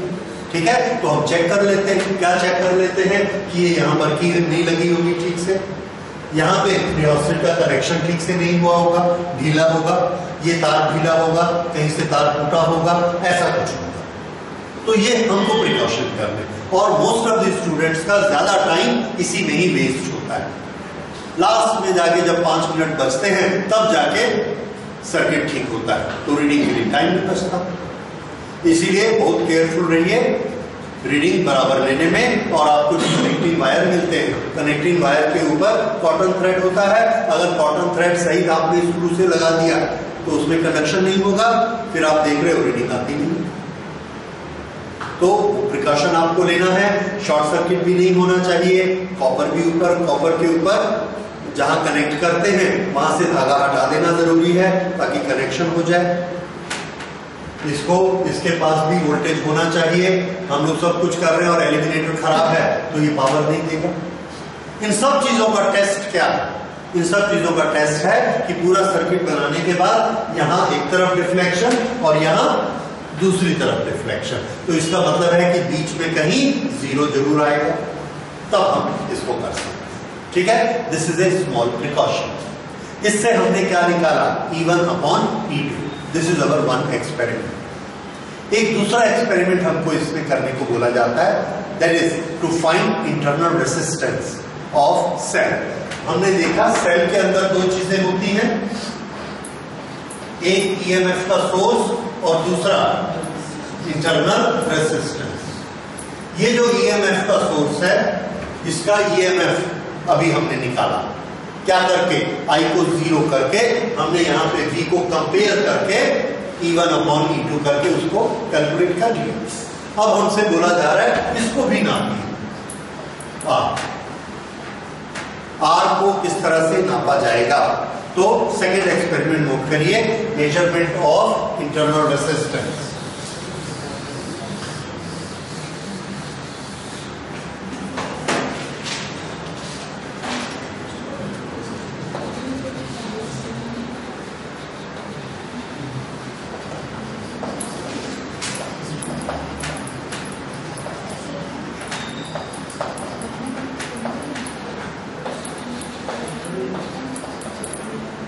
Measurement of internal resistance of a cell. हम एक सेल लेते हैं, उससे सर्किट बनाते हैं, ये एक सिंगल सेल, इसका सर्किट बनाते हैं और अब इस सर्किट में क्या चेंज करते हैं? देखिए, ये इसका प्लस माइनस, ये प्लस ये प्लस, ये तो एक तरफ रहेंगे, ठीक है। यहां पर से हमने प्लस से माइनस मिलाते हुए यहां एक रेसिस्टेंस बॉक्स लगा दिया, रेसिस्टेंस बॉक्स, और इसमें एक रेसिस्टेंस जब हम चाहे क्रिएट कर सकते हैं, प्लग निकाल के 5 ओम 10 ओम जितना चाहे यहां क्रिएट कर सकते हैं। ये हमने यहां पर लगा दिया और यहां पर ये हमारी 2 वे की है, ओके।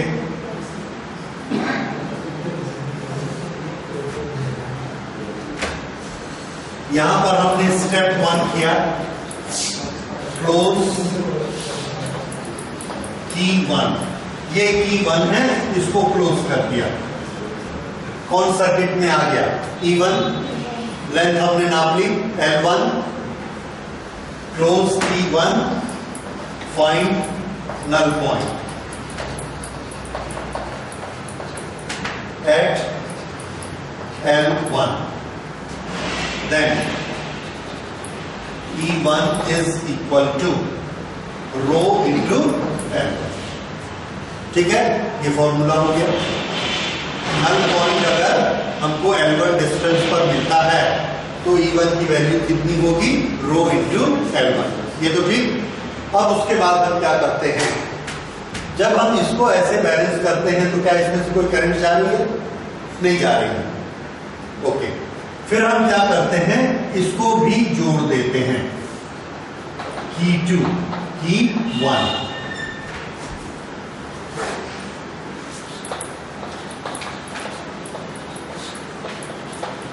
की 2 इज कनेक्टेड,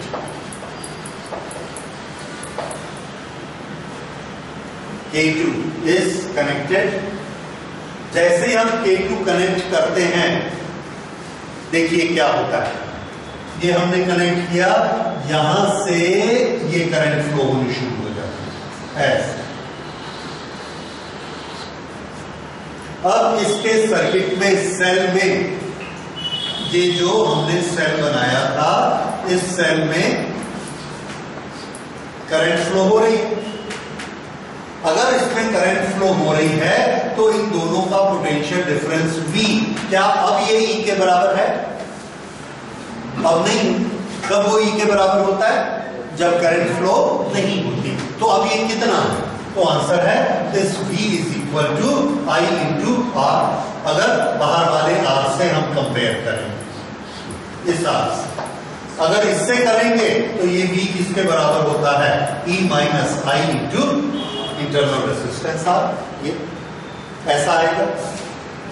ठीक, तो ये जब करंट फ्लो होती है तो फिर से हम नल पॉइंट ढूंढते हैं, ढूंढा। अब हमको पहली बार नल पॉइंट यहां मिला था L1, जब ये अकेला था। जब हमने इसको जोड़ दिया, करंट फ्लो हो रही है, फिर हमने देखा कि नल पॉइंट हमको यहां मिला और इस पॉइंट का नाम हमने रखा L2। L1 कब था? जब सिर्फ E1 था। L2 कब है? जब करंट फ्लो हो रही है। यहां देखिए, जब करंट नहीं फ्लो हो रही तो इन दोनों के बीच पोटेंशियल डिफरेंस कितना है? E, और जब फ्लो हो रही है तो ये कितना है? V। तो L1 लेंथ किसके करस्पॉन्डिंग है? E के, और L2 लेंथ किसके करस्पॉन्डिंग है? V के। क्यों? क्योंकि करंट फ्लो हो रही है।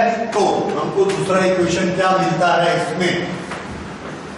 पहला equation E is equal to rho into L1। दूसरे बार में स्टेप 2 में K2 is connected, found null point at L2, therefore V is equal to rho into L2। ये E और V का रिलेशन, ठीक है। अब हमको E और V का रिलेशन मिल गया। क्या आपको internal resistance, external resistance, E और V, इनका रिलेशन मालूम है? किसी को नहीं मालूम है, क्योंकि कोई पीछे पड़ता नहीं। तो ये हम लोगों ने किया हुआ है जब हमने सेल के बारे में पढ़ा था। ठीक है, दोबारा करके देखते हैं, बड़ा छोटा सा है। ये आपको मालूम है V is equal to E minus I into R। ये V किसके बराबर है? I into R is equal to E minus I into R। ये I को हम इधर ले आए, I R plus R is equal to E। Okay, तो ये हमने कर दिया। ये जो I है, इस I को हम लिख सकते हैं V upon R, R plus R is equal to E। उसके बाद इस V को इधर ले आइए, तो R को इधर ले आइए, तो ये क्या बन जाएगा? R E upon V is equal to R plus R। ये R किसके बराबर हुआ? ये R इधर चला गया, R E upon V minus R। इस R को कॉमन निकाल दिया, तो ये क्या बचा? E upon V minus 1। So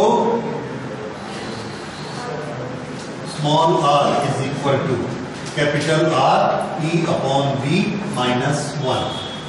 Putting the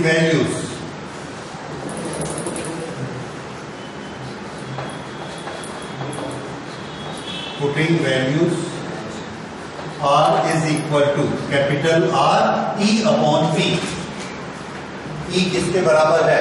row into L1, और V किसके बराबर है?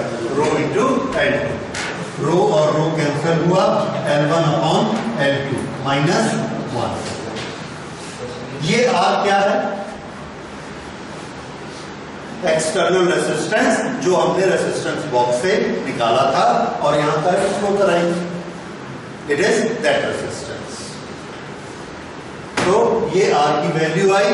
हमको कौन कौन सी वैल्यूज रखनी है?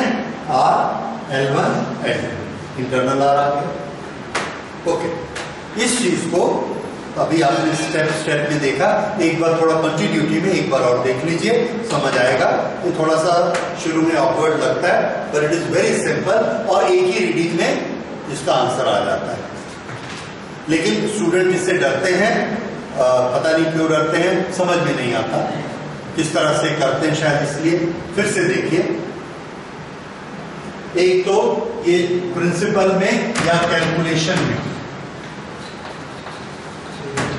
हमने ये पूरा लिखा और यहां लाकर बॉक्स बना दिया। हमको सिर्फ ये 3 रीडिंग चाहिए। L1 रीडिंग किस समय लेनी है? सिर्फ बैटरी, सिर्फ सेल। और L2 रीडिंग कब लेनी है?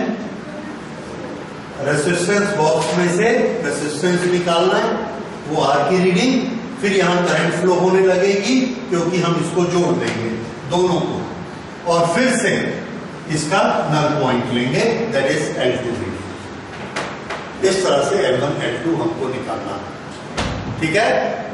तो L1 कैसे निकालेंगे? सिर्फ किसको लेना है? Only self. और L2 कैसे लेना है? करंट फ्लो करानी है। कैसे करंट फ्लो कराएंगे? रेसिस्टेंस क्रिएट करके T2 को भी क्लोज कर देंगे तो करंट फ्लो होगी। फिर से इसको लेंगे तो वो हमको किसकी रीडिंग देगा? V। पहले रीडिंग किसकी मिली थी? E की। E और V की रीडिंग मिली, इससे हमने E अपॉन V निकाली है और वो E अपॉन V को यहां रख दिया, L1 upon L2, L1 upon L2 यहां रखा तो हमको R की वैल्यू मिल गई, स्मॉल r की वैल्यू, ठीक है। तो ये स्मॉल r का कैलकुलेशन आप करके रखेंगे, पर हमारी एप्लीकेशन कहां काम आएगी? यहां E upon V, E upon V, L1 upon L2, बस इतना सा एक्सपेरिमेंट है। तो ये आपको एज इट इज लिखना है, पहले से याद करके लिखिए या उस समय देखकर लिखिए या आपकी नोटबुक में होगा। रीडिंग हमको सिर्फ दो ही लेनी है, एक L1 और एक L2, एक बार बिना करंट के और एक बार विद करंट। इस तरह से हम इसका इंटरनल रेजिस्टेंस निकाल सकते हैं। तो ये पोटेंशियोमीटर का दूसरा यूज है। पोटेंशियोमीटर से पोटेंशियल डिफरेंस निकालना और वोल्ट मीटर से पोटेंशियल डिफरेंस निकालना, इन दोनों में कौन आसान है? तो आंसर है वोल्ट मीटर से पोटेंशियल डिफरेंस निकालना आसान है, वोल्ट मीटर से। क्यों? उसके दो सिरों को जहां भी निकालना है पोटेंशियल, वहां ऐसा रखिए, उसका कांटा दिखा देगा वोल्ट इतना है, इतने वोल्ट। तो फिर हम इतना झंझट क्यों करते? पोटेंशियल ग्रेडियंट सेट करो, ये सब करो। तो ये एक बहुत कॉमन क्वेश्चन है कि पोटेंशियोमीटर को हम क्यों यूज करते हैं जबकि हमारे पास वोल्ट मीटर एक डिवाइस है। अगले चैप्टर में पढ़ेंगे, which is a very convenient device. तो थोड़ा सा नोट करिए, why potentiometer is a better device than voltmeter. Why potentiometer is a better device than voltmeter?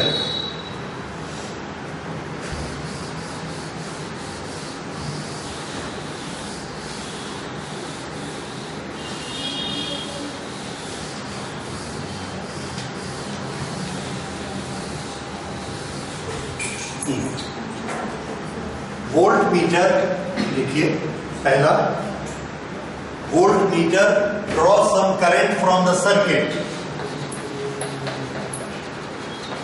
Voltmeter draw current from circuit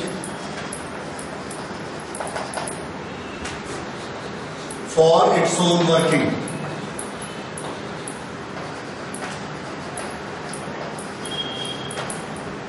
For its own working. Therefore,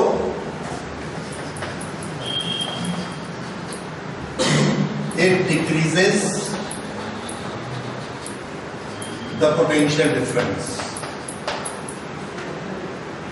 voltmeter हम जहां लगाएंगे, अगर हमने potential difference 100 नापना है, हमने voltmeter लगाया तो 1 वोल्ट उसने खींच लिया अपने चलने के लिए, बाकी कितने बचे?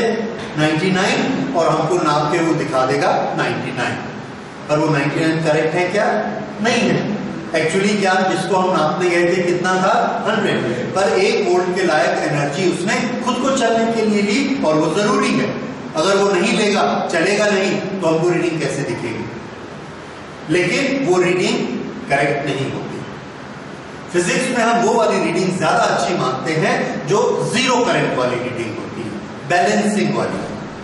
जैसे एक तराजू पर आपने एक तरफ बाट रखा 2 किलो और इधर सब्जी रखी, सब्जी वाला थोड़ा सा ऊपर उठा, तो क्या मतलब है? सब्जी 2 किलो है, कम है, ओके, तो उसने क्या बोला कि भैया 100 ग्राम कम है। आप मान लोगे क्या 100 ग्राम कम? नहीं मानोगे। उसने कहा अच्छा ठीक है 200 ग्राम कम है, उतना पैसा दे दो। तो हमने कहा नहीं 200 ग्राम कम नहीं है, और भी कम हो सकती है। वो भी गुस्से में आ गया, बोला ठीक है भैया सही सही तौल लो। सही सही तौला, पता लगा 85 ग्राम कम है। ठीक है, तो जब दो चीजों में बैलेंस नहीं होता तो ये एक ऐसा मोशन आ जाएगा। उस समय दोनों का डिफरेंस कितना है हम नहीं जानते, नहीं जानते। दैट इज अगर हम कुछ बोलेंगे तो क्या होगा? एरर। ठीक है ना, हम बोल रहे हैं 100 ग्राम कम है या हम बोल रहे हैं 200 ग्राम कम है, दोनों एरर है। वो अंदाज से तो बोल रहे हैं, लेकिन अगर दोनों कांटे बैलेंस हो गए तो हम क्या बोलते हैं? ये एग्जैक्ट 2 किलो है। ये स्टेटमेंट गलत है कि सही? सही। तो स्टेटमेंट सही कब होता है? जब दोनों तरफ क्या हो जाए? बैलेंस। इसलिए जो बैलेंस वोल्टेज वाला प्रोसेस है, जिसमें दोनों तरफ की वोल्टेज बराबर है और करंट क्या हो गई? 0, तो दोनों वोल्टेज कैसी हो गई? इक्वल। तो ये प्रोसेस हमेशा करंट वाली प्रोसेस से अच्छा होता है। वोल्ट मीटर में करंट फ्लो होती है और उसके कारण वो वोल्टेज बताता है। और वो करंट वो कहां से लेगा? एनर्जी उसी सर्किट से लेगा। अगर उसने उस सर्किट से एनर्जी ली, वर्क डन लिया, तो उसका अपना वर्क डन कैसा हो गया? कम। इसलिए वोल्ट मीटर हमेशा कैसी रीडिंग दिखाता है? Less than the actual. कैसा दिखाएगा? Less than the actual. और पोटेंशियोमीटर क्या करता है? इक्वल, क्योंकि करंट क्या है? 0। तो there is no loss of energy and it gives us exact reading. Therefore it decreases the potential difference. While potentiometer gives accurate potential difference due to zero current method.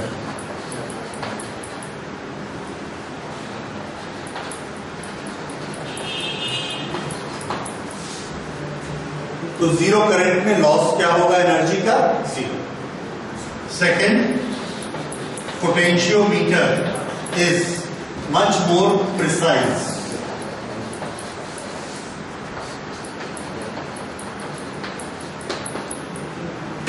Much more precise.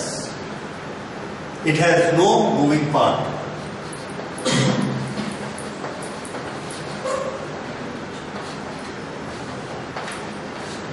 Volt meter के अंदर galvanometer का rotor घूमता है, तब उसका कांटा घूमता है। पोटेंशियोमीटर में लास्ट में जब हम बैलेंस करते हैं, क्या कांटा घूमता है? नहीं। कोई भी चीज चल रही है? नहीं। कोई चीज नहीं चल रही है मतलब कहीं भी फ्रिक्शन का असर नहीं होगा, किसी दूसरे तरह का लॉस नहीं होगा, कहीं हीट जनरेट नहीं होगी क्योंकि करंट फ्लो ही नहीं होगी। इस तरह से जितने प्रोबेबल लॉसेस हो सकते हैं सब हमने क्या कर दिए? अवॉइड, क्योंकि करंट 0 हो गई। Therefore potentiometer is a much better device. और इसने आपको नाप के कहां तक दिया? 0.0005। वोल्ट मीटर कभी इतना छोटा वोल्टेज नहीं नाप सकता। So potentiometer is very accurate and it is very precise. Therefore potentiometer is a better device to measure potential difference. ठीक है, और इतना छोटा पोटेंशियल डिफरेंस 0.0001 हम किससे नाप सकते हैं? पोटेंशियोमीटर से नाप सकते हैं। ठीक है, जिसका पोटेंशियल डिफरेंस नापना है उसको कहां लगाएंगे ये मैं आपको बता चुका हूं। उसको हम यहां लगाते हैं और कंपेयर करते चले जाते हैं। भले E1 से कंपेयर करिए, किसी से कंपेयर करिए। So this is all about potentiometer. हाँ, इसके न्यूमेरिकल्स हम लोगों ने बनाने हैं। So tomorrow will make numericals on potentiometer. उसके न्यूमेरिकल्स आते भी हैं and those are very interesting also, so that we will do tomorrow. ये हमको दिया गया है XT graph. This is XT graph for an elevator that is initially stationary. एक लिफ्ट है, शुरू में खड़ी हुई है और उसको हम स्विच ऑन करते हैं then it moves upward, upward direction को हमने पॉजिटिव माना, and then stops. Plot VT graph and AT graph. ये कौन सा ग्राफ है? Position time x and t। यहां पर आपने इसका VT ग्राफ बनाना है, t और ये है इसका v। VT ग्राफ आप यहां पर ड्रॉ करेंगे और यहां AT ग्राफ ड्रॉ करेंगे, AT।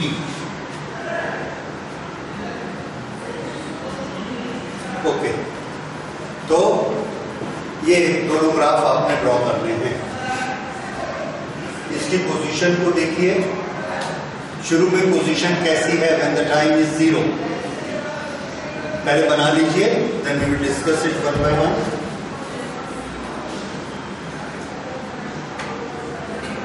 ये सब भी बना लिया, ठीक।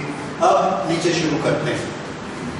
टाइम को मैंने वैसे ही मिला दिया है, सेम एक्स टाइम को।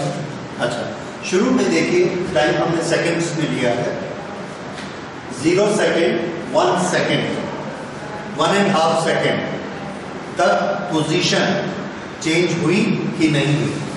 नहीं हुई। चेंज होने से कैसे पता लगता? पॉइंट ऊपर उठता, यानी 0 से 1.5 सेकेंड तक वेलोसिटी कैसी थी? फिर से, अगर पोजीशन नहीं चेंज होती है तो वेलोसिटी कितनी मानी जाती है? 0। तो ये वाली जगह से लेके ये वाली जगह तक वेलोसिटी की हाइट कितनी लेनी है? 0।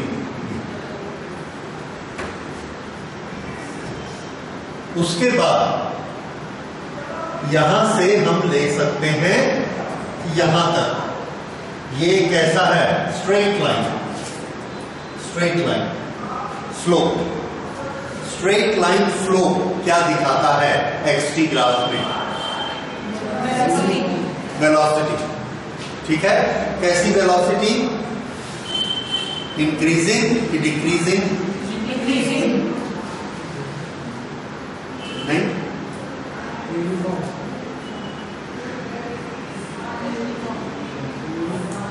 Uniform velocity. तो क्या वेलोसिटी बढ़ रही है कि नहीं बढ़ रही है? तो आंसर है वेलोसिटी नहीं बढ़ रही है। कितनी है वेलोसिटी? तो हम क्या करते हैं, यहां से ये लाइन ऐसे खींचते हैं और कहीं से यहां से ये लाइन ऐसे खींचते हैं, यहां से ले लीजिए। ये कितने सेकंड है? 1 2 3 4 5, अप्रोक्सीमेटली 5 सेकंड।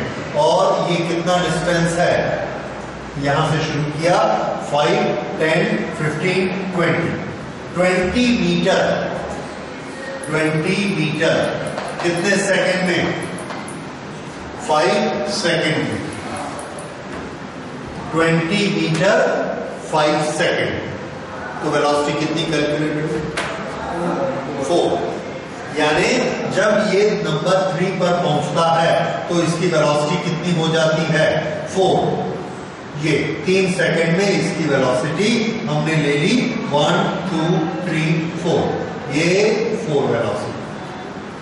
यहां पर वेलोसिटी 0 थी, यहां जाके वेलोसिटी 4 हो गई।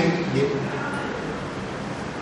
उसके बाद ये वाला स्लोप, ये वाला स्लोप, ये वाला स्लोप, ये वाला स्लोप, यहां तक स्लोप कैसा है? एक जैसा। तो वेलोसिटी कितनी है? 4 4 4 4।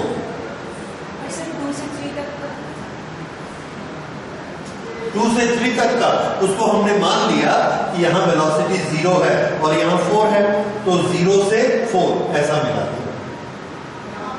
ठीक है, ये 2 पॉइंट हमने पकड़े, 0 वाला पॉइंट और 4 वाला। उसके बाद यहां पर वेलोसिटी कितनी है? सेम स्लोप चल रहा है, कहीं पर भी आप नापिए, ये ऐसा करोगे, ऐसा करोगे, तो ये कितना आएगा?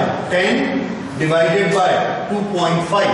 10 डिवाइडेड बाय 2.5 कितना होता है? 4। तो कहीं भी आप स्लोप लोगे कितना आएगा? 4। तो यहां पर स्लोप कितना है 4, तो यहां हमने ये लिया 4। यहां पर स्लोप नापोगे दिस डिवाइडेड बाय दिस, फिर आ गया 4। तो यहां तक उसकी वेलोसिटी कैसे रहती है 4 4 4 4 4 4। उसके बाद ये यहां इसकी पोजीशन नहीं हिल रही है, अगर पोजीशन नहीं हिल रही है तो वेलोसिटी क्या होगी 0। पोजीशन अगर चेंज नहीं हो रही तो वेलोसिटी 0, और 0 वेलोसिटी कहां होती है, तो आंसर है यहां होती है 0 वेलोसिटी। ये वाला पॉइंट, ये वाला पॉइंट 0, ये कितना है 4। तो ये सब पॉइंट को हमने मिला दिया, दिस एंड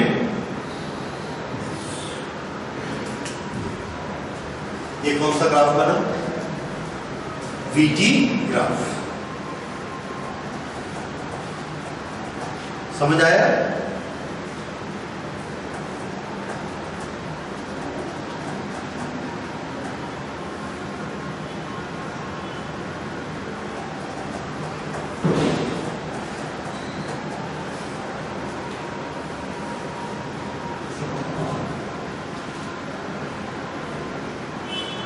तरीका समझ आया? हमारे कॉग्निटिव एग्जाम में इस तरह के क्वेश्चन आते हैं कि आप एक ग्राफ को देखकर अगर उसकी पोजीशन समझे हैं या नहीं समझे हैं तो दूसरा ग्राफ आपको समझ में आएगा, और अगर पहले कोई नहीं समझे तो दूसरा समझ में नहीं आएगा। अब तीसरा ग्राफ, दूसरा वाला हो गया सबका, ओके। तीसरे में किसका बनाना है 80। V की ग्राफ को देखिए, एक्सेलरेशन क्या होता है, चेंज इन वेलोसिटी। यहां से यहां तक कोई वेलोसिटी का चेंज नहीं हुआ। अगर वेलोसिटी चेंज नहीं हुई तो एक्सेलरेशन कितना 0। तो यहां से लेके यहां तक एक्सेलरेशन हमने लिया 0। उसके बाद ये वेलोसिटी इंक्रीज हो रही है, इंक्रीज हो रही है, तो कैसा ग्राफ आएगा। नेक्स्ट स्टेप में वेलोसिटी कितनी है, ये वाला थोड़ा सा आपके लिए मुश्किल होगा, लेकिन बना सकते हैं। 2 सेकेंड ये वाला जो टाइम है, इसका हमने स्लोप निकाला। This is perpendicular, this is base। Perpendicular हमको क्या देता है v, बेस हमको क्या देता है t। v अपॉन t क्या होता है एक्सीलरेशन। तो यहां पर हमको एक्सीलरेशन मिला कितना, ये है 4 और ये है 2, मान लीजिए 2। तो 4 डिवाइडेड बाय 2 कितना हुआ 2। तो एक्सीलरेशन कितना हो गया 2। तो यहां से एक्सीलरेशन स्टार्ट हुआ, कितना एक्सीलरेशन स्टार्ट हो गया 2। इस पॉइंट से एक्सीलरेशन स्टार्ट हुआ 2। तो हम चाहे इधर ले, इधर ले या इधर ले, कहीं भी ले। इसके बाद एक्सीलरेशन 2 + 2 ये हो गया, यहां से स्टार्ट 2। कब तक ये एक्सीलरेशन चलता रहा, यहां तक 3 सेकंड तक एक्सीलरेशन होता रहा। कितना, सुनिए 1.5 सेकंड।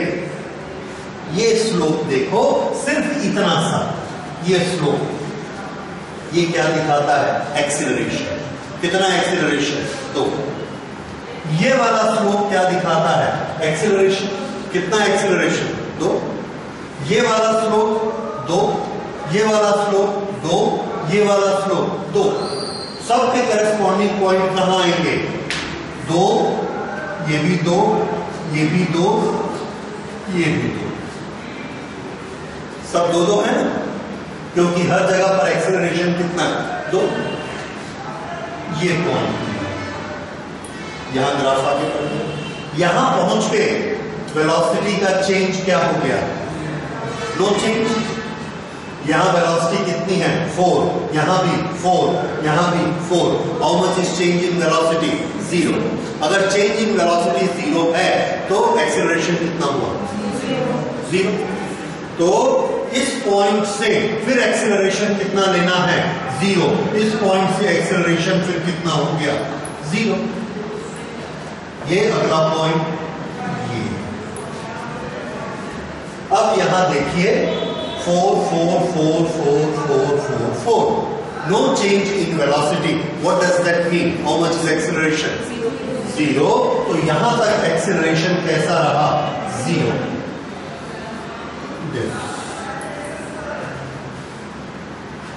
ठीक है. अब इसका अगला थोड़ा आप मुझे बताइए. नेक्स्ट क्या होगा.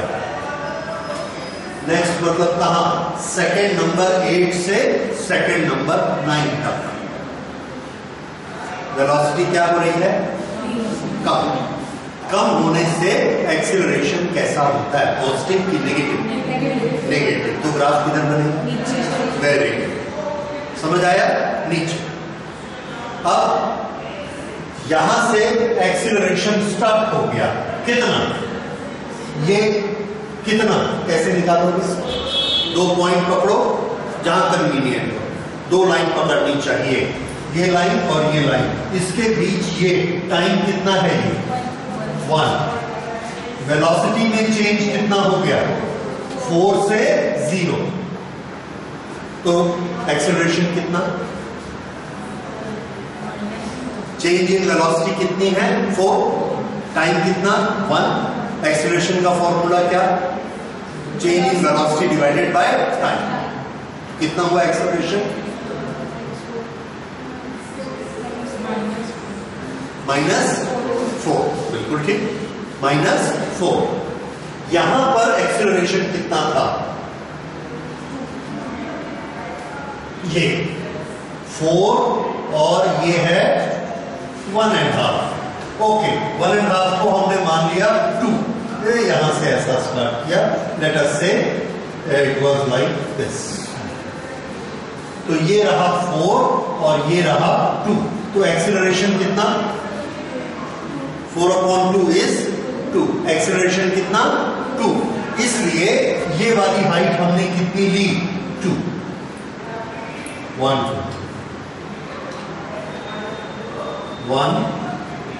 2 3 4. ये सब क्या है माइनस.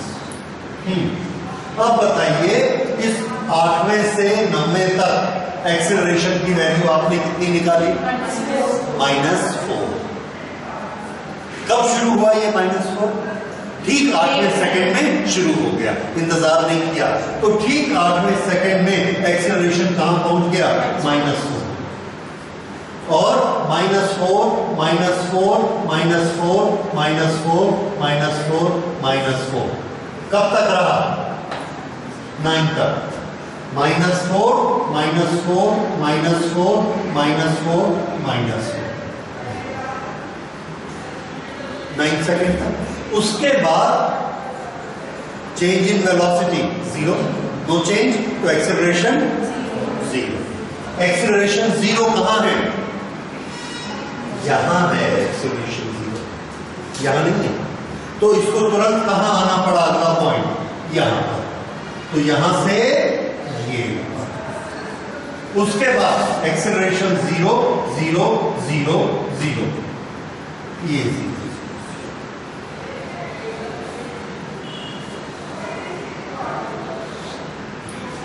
ये कौन सा ग्राफ है 8 -4 ये वाला -2. कुछ बात समझ में आई मजा आया. ये बड़ा अच्छा क्वेश्चन है. तो इस तरह से आपको करना आना चाहिए. इस क्वेश्चन को देखिए एनसीईआरटी का 3.16. 4 तरह के ग्राफ बने हुए हैं और आपको मैंने बताया था जब भी आप ग्राफ देखेंगे सबसे पहले क्या देखेंगे कौन कौन सी 2 क्वांटिटीज के बीच में ग्राफ है. एक xt है एक vt है एक स्पीड टाइम है और एक टोटल पाथ लेंथ और टाइम है. टोटल पाथ लेंथ किसका formula distance. That is distance and time. ऐसे ये 4 ग्राफ हैं। किस चीज के ग्राफ हैं? हम बोलते हैं 1 डायमेंशन मोशन के। इसमें से कौन सा ग्राफ पॉसिबल ही नहीं है बनना, ये आपको बताना है। 1 2 3 4 या सिर्फ 1 2, कौन सा? चारों भी हो सकते हैं, 2 भी हो सकते हैं। ये आपको बताने हैं कि कौन से पॉसिबल नहीं है। और हर एक के बारे में सोचिए। टाइम चेंज हो रहा है तो दूसरी क्वांटिटी कैसे चेंज हो रही है, हो सकती है कि नहीं हो सकती है, ये आपको सोचना है कि पॉसिबल है कि पॉसिबल नहीं है, और उसका रीजन।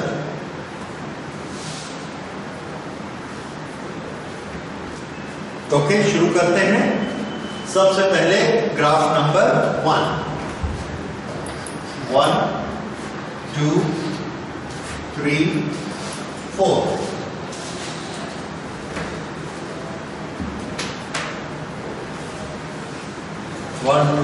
ओके, शुरू करते हैं। ग्राफ नंबर 1 किस किस के बीच ग्राफ है? x और t। इसमें x क्या होता है? Displacement. Okay,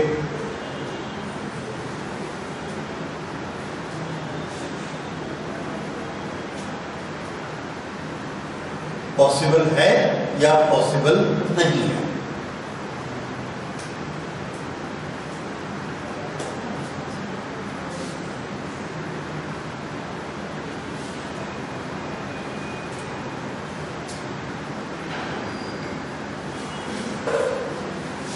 xt position time, position time graph possible नहीं है। क्यों? देखिए, बीच में टाइम 0 है ऐसा तो हमने नहीं बोला, ठीक है? वो ओरिजिन पे हो सकता है टाइम 10 सेकंड हो, 0 नहीं लिखा मैंने, इसलिए टाइम नेगेटिव है, ये नहीं मानते हैं, ठीक है? टाइम 0 और इधर से स्टार्ट हुआ है, वो वाली जगह जो है वो 10 हो सकती है। हमने सिर्फ डायरेक्शन बताई है कि ऊपर पोजीशन है और इस तरफ टाइम। और सोचिए, एक बड़ी इंपॉर्टेंट चीज आज के बाद याद रखिएगा। पोजीशन टाइम ग्राफ में हमने क्या पढ़ा है? ये टाइम कुछ है, 1 second, 2 second, 3 second, 4 second. 4 second में ये ऑब्जेक्ट कहां है, आप कैसे निकालेंगे? तरीका क्या है? 4 सेकेंड में ऑब्जेक्ट की पोजीशन निकालने का तरीका क्या है? तो आंसर है, हम 4 सेकेंड की लाइन खींचेंगे। 4 सेकेंड की लाइन कैसी होगी? वर्टिकल की हॉरिजॉन्टल? वर्टिकल। वेरी गुड, ठीक याद है आपको। 4 सेकेंड, ये भी 4 सेकेंड, ये भी 4 सेकेंड, ये भी 4 सेकेंड, ये भी 4 सेकेंड, ये लाइन। तो बताइए 4 सेकेंड में ये ऑब्जेक्ट कहां है? तो आंसर है, ये ऑब्जेक्ट यहां है, ये ऑब्जेक्ट यहां है, 2 जगह पर है। क्या हो सकता है? नहीं हो सकता। एक टाइम पर एक ऑब्जेक्ट एक जगह पर हो सकता है और 2 जगह पर नहीं हो सकता। लेकिन ये ग्राफ क्या दिखा रहा है? कि एक टाइम में एक ऑब्जेक्ट की 2 पोजीशन है, इसलिए ये ग्राफ गलत है। आर्गुमेंट समझ में आया? तो ये पक्का बांध लीजिए, एक टाइम की लाइन पर 2 पोजीशन नहीं हो सकती। एक टाइम में 2 पोजीशन नहीं हो सकती, एक टाइम में 2 वेलोसिटी नहीं हो सकती, ठीक है? एक टाइम में एक ही क्वांटिटी तो होगी उसकी, ठीक? इसलिए ये वाला ग्राफ गलत है। दूसरा देखिए, यही आर्गुमेंट दूसरा में भी लगा देते हैं, ठीक है? तो एक टाइम में ये, एक टाइम में इसकी वेलोसिटी कैसी है? पॉजिटिव। ये वेलोसिटी कैसी है? नेगेटिव। एक ही टाइम में ऑब्जेक्ट ऊपर और नीचे नहीं जा सकता, या तो ऊपर जा रहा होगा या नीचे जा रहा होगा।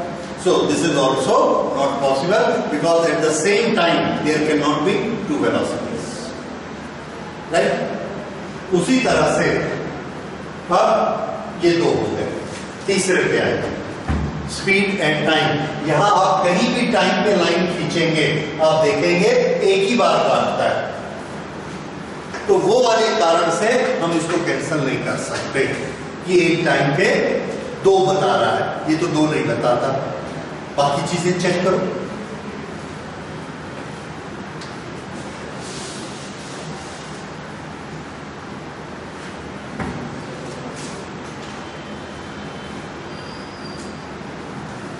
हाँ जी, कोई गलती नजर आती है?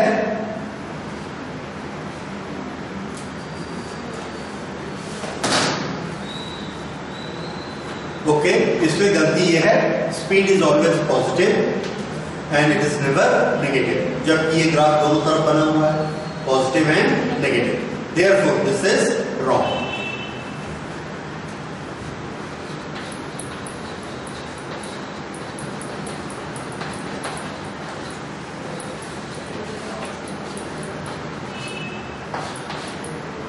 Speed is always positive. ठीक है, चौथा देखिए। चौथे में वाई एक्सिस क्या दिखाती है? Total length, total path length, total distance. यहां से टाइम बढ़ा, डिस्टेंस बढ़ गया, टाइम बढ़ा, डिस्टेंस बढ़ गया, टाइम बढ़ा, डिस्टेंस बढ़ गया। अगर मैं ऐसे आगे जा रहा हूं तो ये डिस्टेंस हो गया 2 metre, 4 metre, 6 metre, 8 metre, 2, 4, 6, 8 metre. उसके बाद मैंने अपना मुंह घुमाया और पीछे वापस आया। पीछे वापस आया तो मेरा डिस्टेंस 8 मीटर से 2 मीटर में वापस आया, तो बताइए 6 हो जाएगा कि 10 हो जाएगा? 10। तो 8 के बाद क्या आना चाहिए था? 10। अगर ये ग्राफ डिस्प्लेसमेंट का होता तो 8 के बाद मैं 2 वापस आता तो कितना हो जाता? 6, तब नीचे आता। लेकिन यहां क्या है? डिस्टेंस की डिस्प्लेसमेंट, ये डिस्टेंस है, ये डिस्टेंस है। तो 8 जाने के बाद जब मैं 2 कदम वापस आता हूं तो डिस्टेंस मैंने कितना ट्रेवल किया? 10 कदम, और 2 वापस आया 12 कदम, मैं वापस यहां तक आ गया 16 कदम। तो डिस्टेंस कभी भी कम नहीं होता, डिस्टेंस कभी भी उल्टा नहीं जाता, हमेशा बढ़ते बढ़ते बढ़ते जाता है। तो इसका ग्राफ हमेशा ऊपर ऊपर ऊपर ही जाना चाहिए था, भले ऐसे ऊपर जाए, भले ऐसे ऊपर जाए, भले ऐसे ऊपर जाए। समझ आया? That is why this is wrong.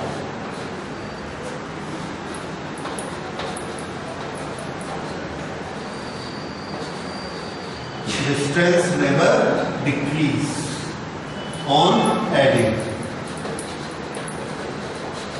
Distance को ऐड करते जाइए, क्योंकि डिस्टेंस नेगेटिव नहीं होता, इसलिए ऐड करने से वो हमेशा बढ़ते जाता है, कम कभी नहीं होता।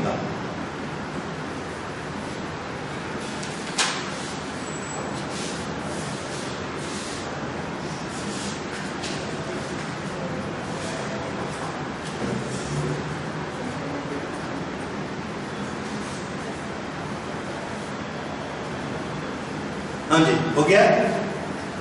अच्छा, अब इसके बाद अगला क्वेश्चन लेते हैं।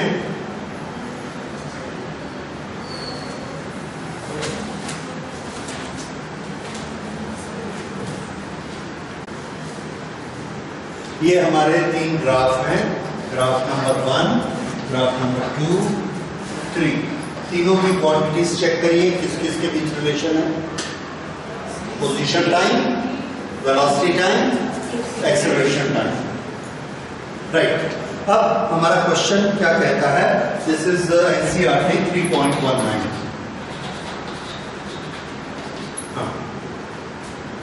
The question asked, suggest a suitable physical situation for each of the following graph. ये ग्राफ किस फिजिकल सिचुएशन को लेकर बनाए गए हैं? किस फिजिकल सिचुएशन में ऐसा ग्राफ बनेगा? ये तो आपने कल बनाया। क्या थी सिचुएशन? यस, तो ये तो आपको याद है। ये क्या है physical situation? Bouncing ball. Bouncing ball कहां से स्टार्ट होता है वेलोसिटी 0 और कहां जाती है नीचे, फिर ऊपर आई, फिर नीचे गई, सो इट गोज ऑन। और क्या क्या था सारी डिटेल आपने लिखी हुई है, ठीक है, वो हो गया। जरा बाकी दोनों का सोचिए।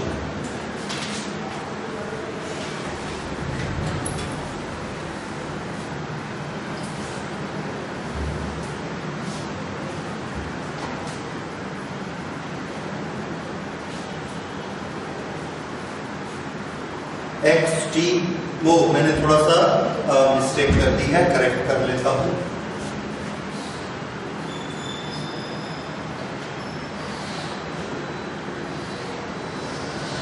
ऐसा है,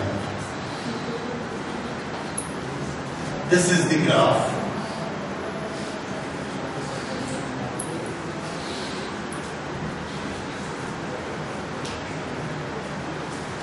एक्स टी ग्राफ,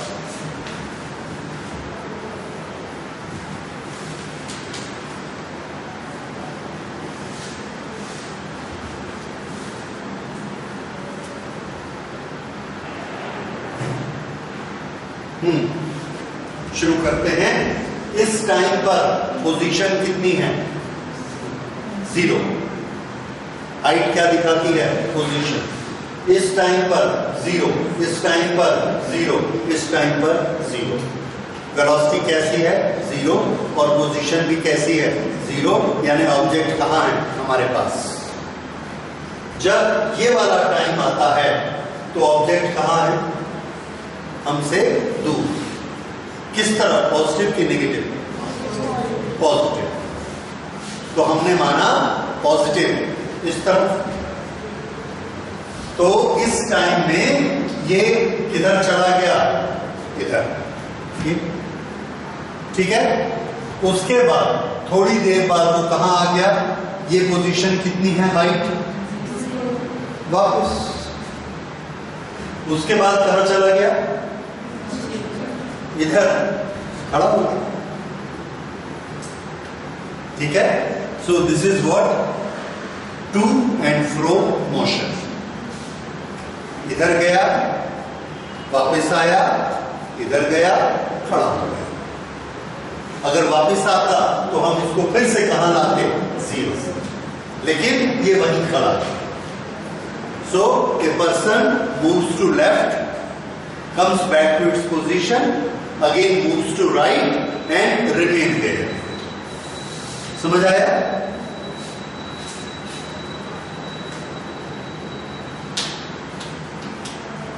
और उसकी वेलोसिटी कैसी रहती है, यूनिफॉर्म।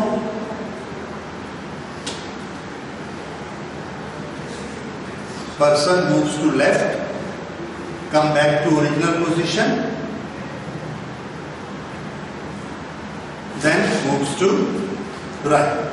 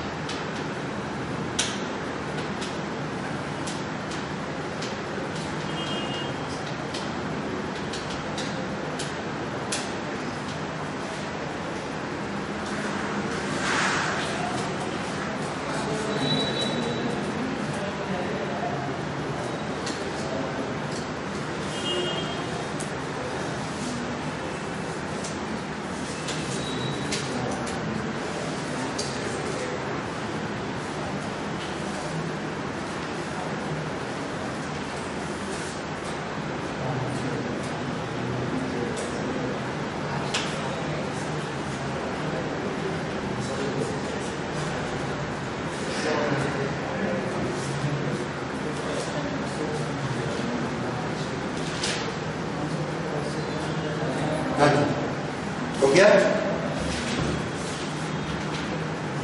अब आपने तीसरी सिचुएशन के बारे में सोचना है कि ये क्या हो सकता है।